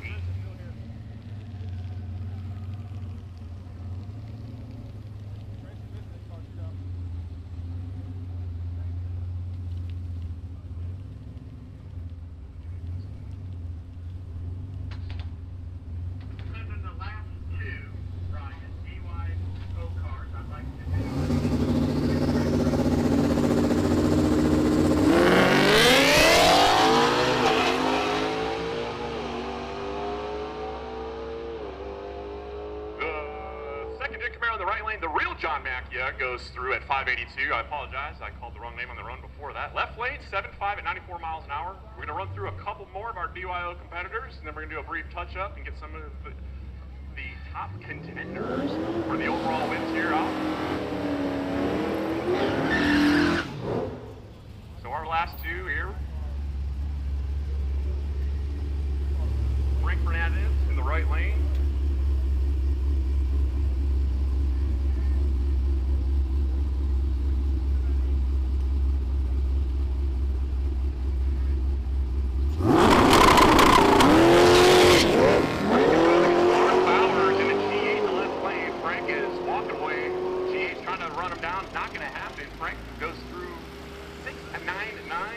Miles an hour, left lane 742.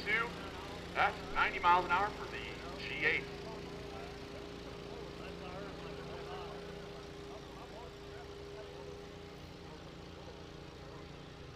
Once again, thanks everybody for coming out here to Shadyside and Shelby, North Carolina, joining us for Southeast Street N Yeet, presented by Motion Raceworks. Big thank you to Corey Stamper, Spoold Media, for supporting our live feed, broadcasting this for the world to see for the first time for a live feed from here at Street N Yeet. We appreciate that.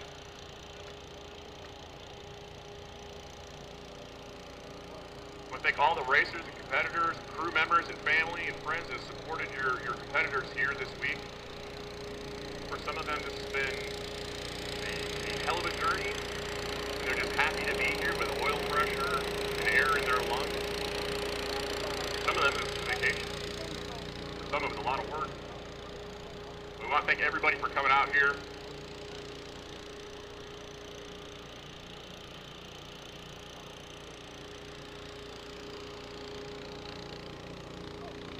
If you guys want t-shirts, event t-shirts are on sale at the HCR Street N Yeet trailer down there at the head of the staging lanes. $5 will get you an event shirt. If you want some of the shirts of your favorite drivers that you've seen, we got Big Earn down there. We got Gumby. Go down there and pick up some shirts of your favorite driver. If you need a shirt from Shadyside, you want to remember your time here in beautiful Shadyside at Shelby, North Carolina. The merch trailer is open up there behind the bleachers. Grab yourself a shirt, get some stickers. And also our concessions are open. If you're a Street N Yeet competitor or a crew member, well, you got free food if you want hot dogs and cupcakes.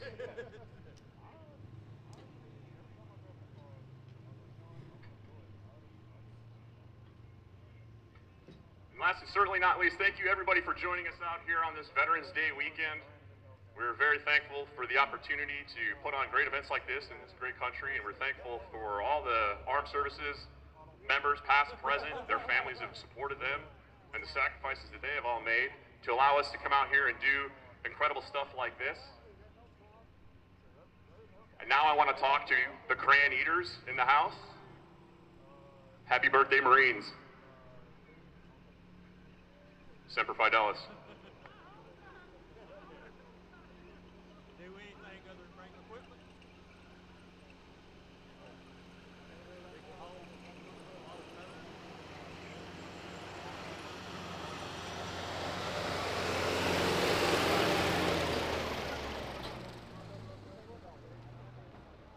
Rain will hold off today and tomorrow. You'll get locked up. I mean, it's set the most in a day. Or, yeah, but I mean, it'll take a while to set the post, you know, make you know that they got them right. Of course, if it's open drive, they'll close, but I mean, now,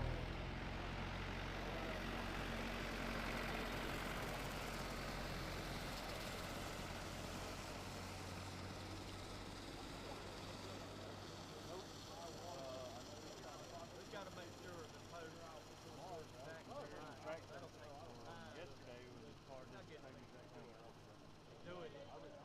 Yeah, so to us it would take a long time measuring and checking and all that. We did that yesterday.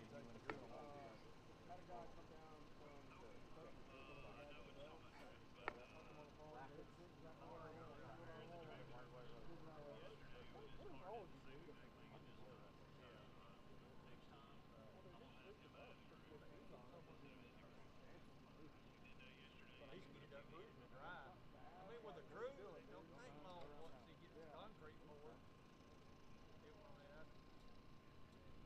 Mark used to have 2, 3, or 5-man crews. They did 3 houses a week, slam them in the dry. They framed Monday and Tuesday. Wednesday they would split up and start going to doing individuals and start setting trusses. By the time they finished Thursday afternoon, Friday morning, they had plywood on and done. Could repaint it, but this isn't all original interior. It's never been redone, and it's like 9.5 out of 10. You know, I was like, no. Yeah, I mean, I'm sure now it's not as easy. You just get the hood? Yeah, the hood, the cowl. Pretty much all the wiring on the right-hand side, muffler, trigger cap, O2, all that stuff. Let's take a take on it. Thanksgiving. Like,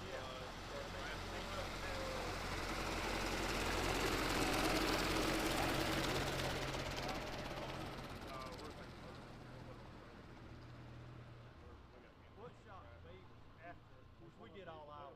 When they got the sheetrock I done, put the golf cart, my tilt trailer, and the Suburban behind it, 34,000 pounds.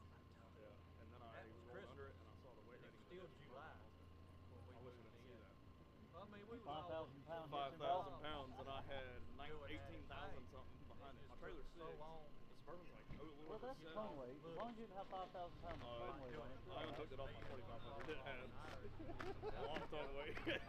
I was like unloading stuff. I'm like, maybe if I put a golf cart right here, and back the Suburban on. And we go back I to was the like, floor. I went and drove it. That ain't gonna work. So I was like, what if I back the Suburban on the front? I put the golf cart. You didn't see when I put Ashley in there sitting on the Suburban on our backwards. Both golf carts in the trailer there. I think I did see it. It's like 79 foot. And we pulled in the campground, and the guy goes, "Where are you going to put that?" I was determined I wouldn't move. I don't know, where's your trailer truck yard? And he said, specifically states no trailers. I was like, oh. And they still molded, not done. He was like, it's got to fit on your site. I said, I'll make it fit on my site. And I did. I told him the trailer was like that. He came by and he was like, Well, you get other so you're going to put a cone toys, right here? He you said, know, you're on your That site. don't make no difference. I've never seen that one. That's why I was determined I wasn't moving in. I like finish. See when I triple coated back. The guys planted supposedly when we got double. All right, as we put the last finishing touches on the racetrack and the surface here, we're going to pick up where we left off with our shootouts. Coming up next, you can see second round. We got 4 cars remaining in our quickest 8. Yeah, we had a boy at work.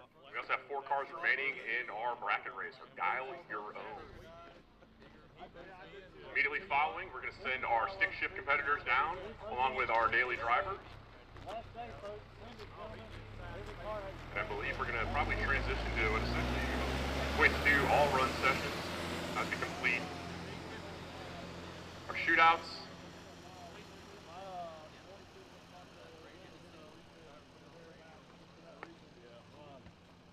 be able to go pick up a vehicle and a little freaky trailer behind it. I've got. Yeah,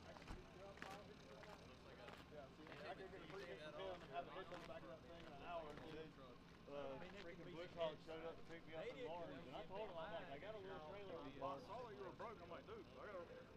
Like, where did you break down? Right, the old Chevrolet dealership in downtown. Dude, I was so proud of this time. I didn't even realize, like, things that were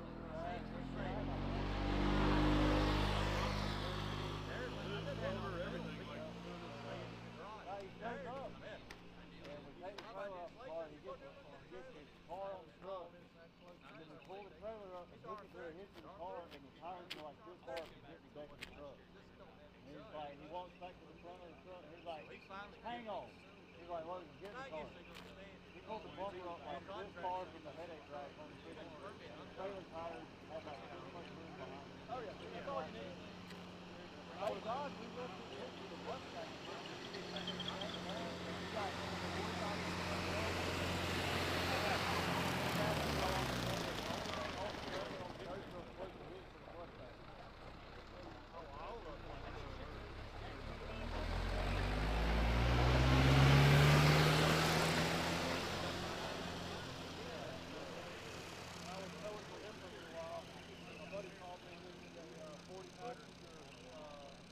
Van pickup, or bus pickup. We rode down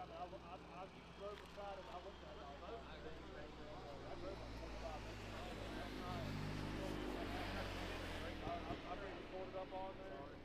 There was a pole up front. So I squished that pole up against the heading rack for the bumper. The back wheel, kind of about that much room behind them. It worked. Jason up there at the pond. Got the small house with the house behind it. 16 foot flat truck. Line trailer goes out there and it's 15 passengers in He the used to van. do great course. Every bit of that trailer. They just Clear into it. Barnes County. I think he's He's in the city. He's doing somebody else. Somebody else Probably had 3,500-pound axle on it. like I'm worried about Tahoe on the trailer. Not that big old van. About the same trailer? No. But God, I mean, that's probably got 35 foot.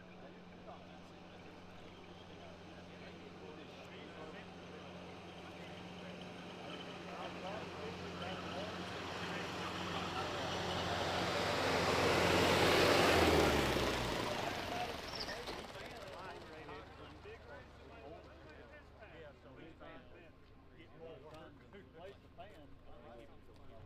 Put holes in the face.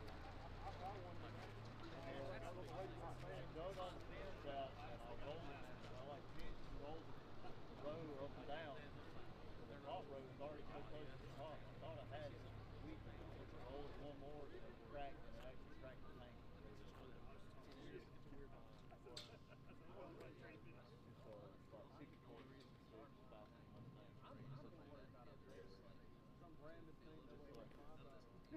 They had like 4 of them at CPR. Yeah, but I still had to weld bungs on it and all that kind of stuff. Then not having adequate fan, we've been fighting. Trying to get here. Advance ain't got no 3,000 CFR 16-inch fan. Yeah, like we'd have had to keep that sucker in the wind to keep it cold. She wasn't gonna be happy in traffic. Yeah, with a 3,000 on there, I could sit there and fire it up. It'll sit there and idle for hours on end, and it won't get 100%. I could have gone in there.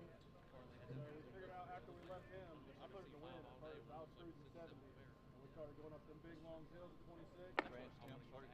No, Our drivers in the lanes, if you are not in or knew your car is suited up for our shootouts, you need to be because we are about to get rolling here. Coming up first, this is the 4 remaining cars of our quick 8. The first person to message me when I made that was freaking Clay Valentine, who built my motor. He said, "How hot did it get?" And I was like, "I didn't pull a Tracy Hall's car. That bitch got cut off at 2:05." He said, "Thank you." Yeah. Well, last year Tracy. You know what Tracy did last year with Freeze, right? He melted his Dart 434 down at like 380 degrees. Melted it. Yes. That bitch was hot. Attention to the pits, attention to the pits. Special announcement. If you lost a set of keys, I got 5 keys that were found in the staging lanes. It looks like a bunch of house keys. Come up here, and if you can describe the key ring to me, I will hand it back to you. Also, attention to the pits, attention to the pits. Happy birthday to Julie Griffin. Julie Griffin, happy birthday. And Julie, I got you a present. It's a set of keys. About 5 of them. And then he put fresh Racers in the staging lanes, if you are my shootout racers, you need to be in your cars, suited up, ready to go, please.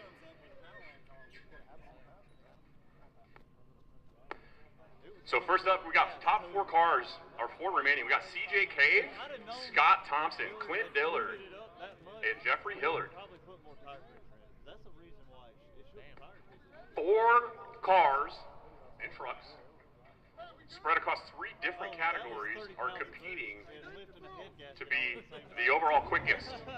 And here we go, we're going to find out who's going to face off in the finals and go home with some hardware. That was some worn out slicks with about 130 mile an hour. So round 2 of our quick 8 shootout, our heads up shootout, going to be followed by the dial your own bracket. This is round 2 coming up here. We're going to find out who is going to be racing in the finals.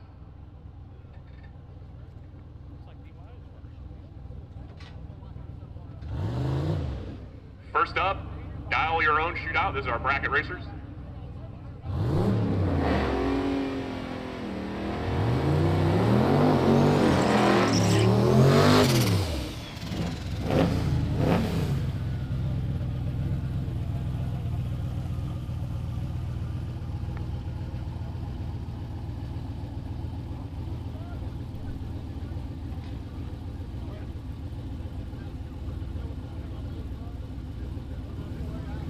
into the right lane.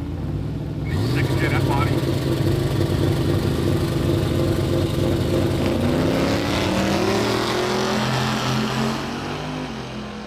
Adam Green off the line first, and Doug Kistler, the left lane, is going to try to run him down. Can he do it? No. Right lane goes through. 773. 751 dialing. That's good enough to move on.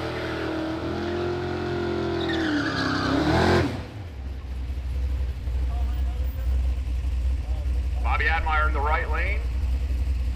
The late model Caprice.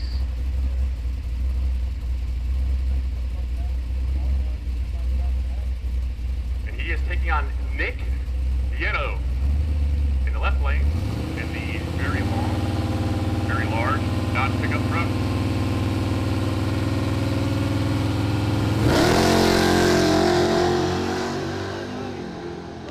Nick in the truck is going to run him down and try to not go too fast. On the brakes, 736 on a 727 dial-in, good enough to move on to the final.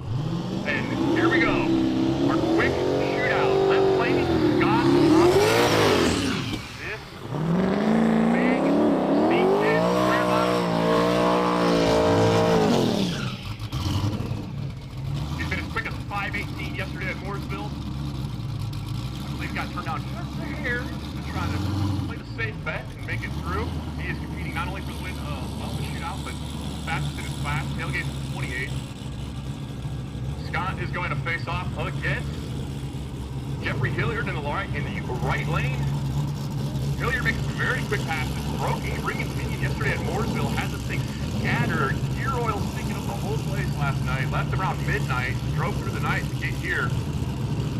Scott Thompson was sitting in a lawn chair all day yesterday watching everybody struggle with the heat. When the sun went down, he came out and sent a message. He sent it here again today.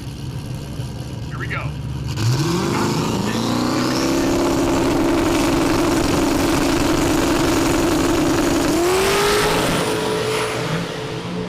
Scott Thompson kicks the tires at the 330. Jeffrey Hilliard knocked it loose way earlier than that, so Scott is going to motor on down to a 576 at 104, well off the pace of that truck, but it still turns on the wind light for him. It ain't pretty, but a win's a win.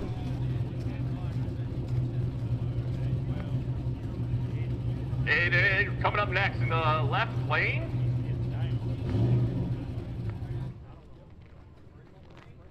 Gonna shut him down real quick and check the track here.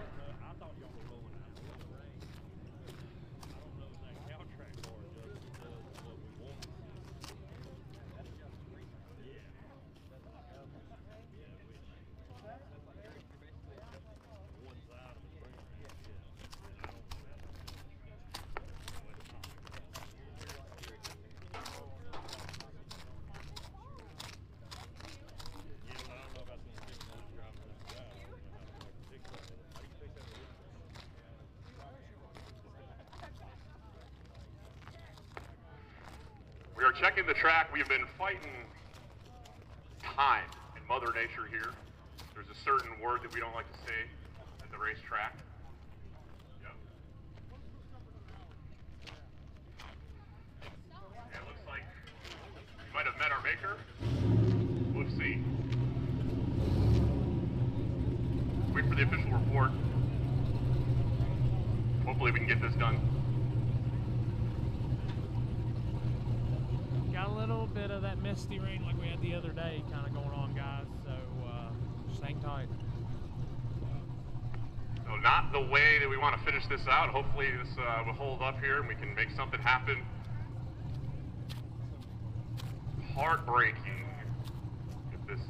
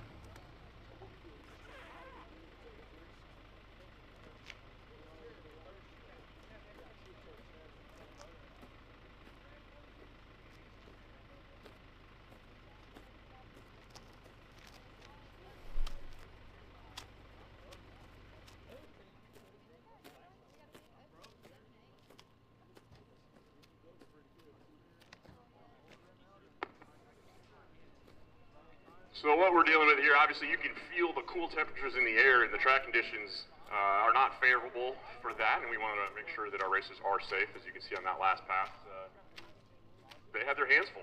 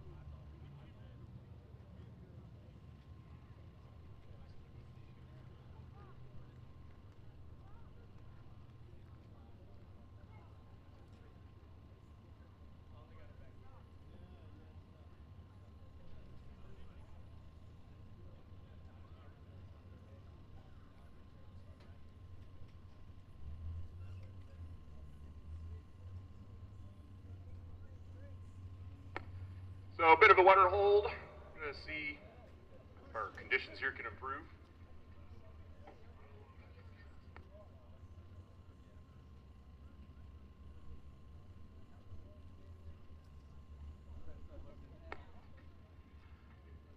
And I'm sure some of you are probably thinking, I don't feel it falling on me. However, you can feel the cold in the air, and everybody's familiar with condensation dew, I assume. So even though you're not getting raindrops on the top of your head, that moisture in the air is laying down and settling on top of the racetrack, and that's not what you want.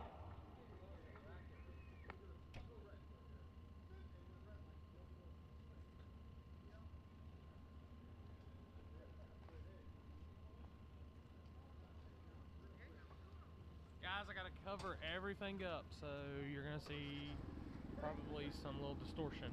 So, gotta be safe rather than sorry.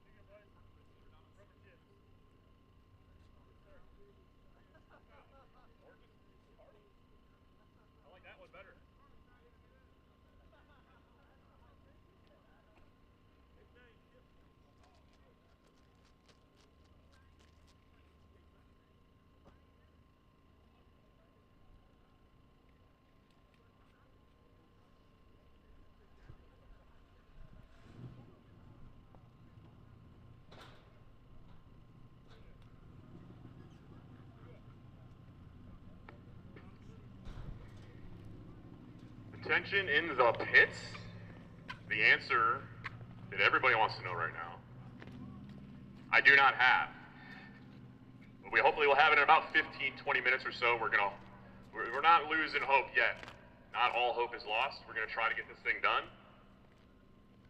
A little bit of a report says it looks a little bit better on the top end, so we'll see if this pushes out, and maybe we can get this deal done here.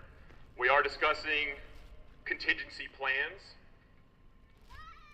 and the fairest way possible to end all of this. So the meeting of the minds is being conducted immediately, or right now, whatever word you want to put in there for that.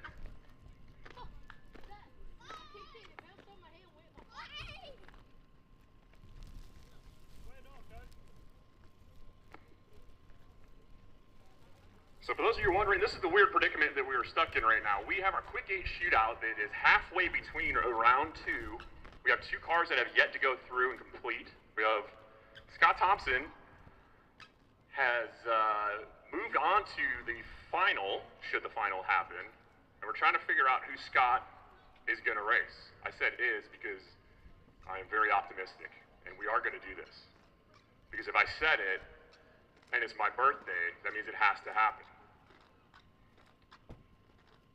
So Scott Thompson is wondering what awaits him in the finals.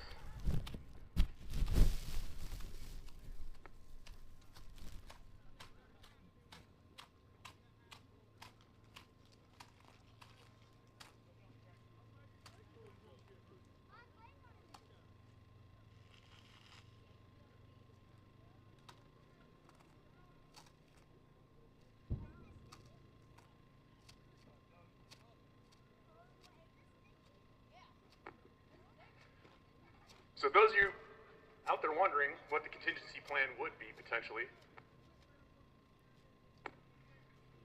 in the past, here's the dilemma that we're dealing with. What we've seen is on drag and drive competition, when you have a rain out on the last day, halfway through your day, well, you have to assume that not everybody has gotten an opportunity at the track yet. So you can't assume that everybody has had the opportunity to make their final run and complete. So the ultimate fairness is you have to throw out that final day and revert back to the first 4 passes, because if not everybody got a fair shot, well then fair is fair, and that's the way the cookie crumbles, which would mean everything that was done yesterday will be the final, and what happened today was, well, it's just for fun. This is one of the ideas that we're throwing around. Nothing is set in stone, but in years past, in Drag Week, I believe it was 2023, that was what we saw. 2 competitors, Alex Taylor, Bryant Goldstone, 2 very popular, famous drag and drive competitors, showed up to St. Louis, Missouri, Worldwide Technologies Raceway on the final day. Bryant Goldstone with a Javelin, Alex Taylor with her, I believe, Tri-5 Chevy. I'm not going to try to butcher the year, 55, 56, 57, one of those, pick one. And they were in competition, very tight. Alex Taylor ended up making a pass on day 5 that put her solidly in front of Bryant Goldstone in their class. However, the rain moved in and shut it down about halfway through the event. Bryant Goldstone had a broken car at the time, wasn't even going to be able to finish the event, and went from potentially having to drop out in DNF squarely into first place, is where he found himself at the awards ceremony afterwards. So drag and drive is a little bit weird compared to most normal drag racing, where you can be retroactively a winner and not even know it. And because we hide all the current standings and we do not publish them publicly, there's a whole lot of uncertainty looming around right now here at Shadyside. Competitors are wondering where they stand in their class. Some of our competitors here, our stick shift and our daily driver category, have not gotten to make a hit at the track. In addition, I know we have some other competitors in the other classes, because we haven't gotten to our all-run session, they haven't made a hit at the track. But this weather is going to move out, and we're going to continue to race because I work too hard, and it just means it has to happen, because if it doesn't, I'll be really sad.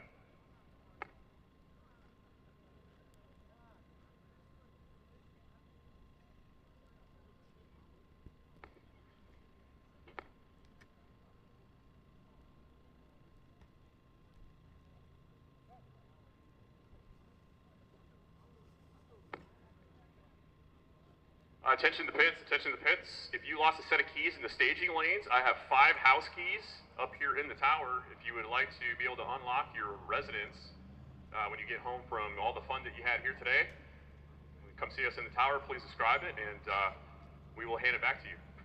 Also, I have a racer in need. Jeremy Tapscott needs a passenger side mirror for a late model Chevy Silverado, as well as a Blackstone griddle. I need a Blackstone griddle for a late model Chevy Silverado or GMC Sierra, and a passenger side mirror.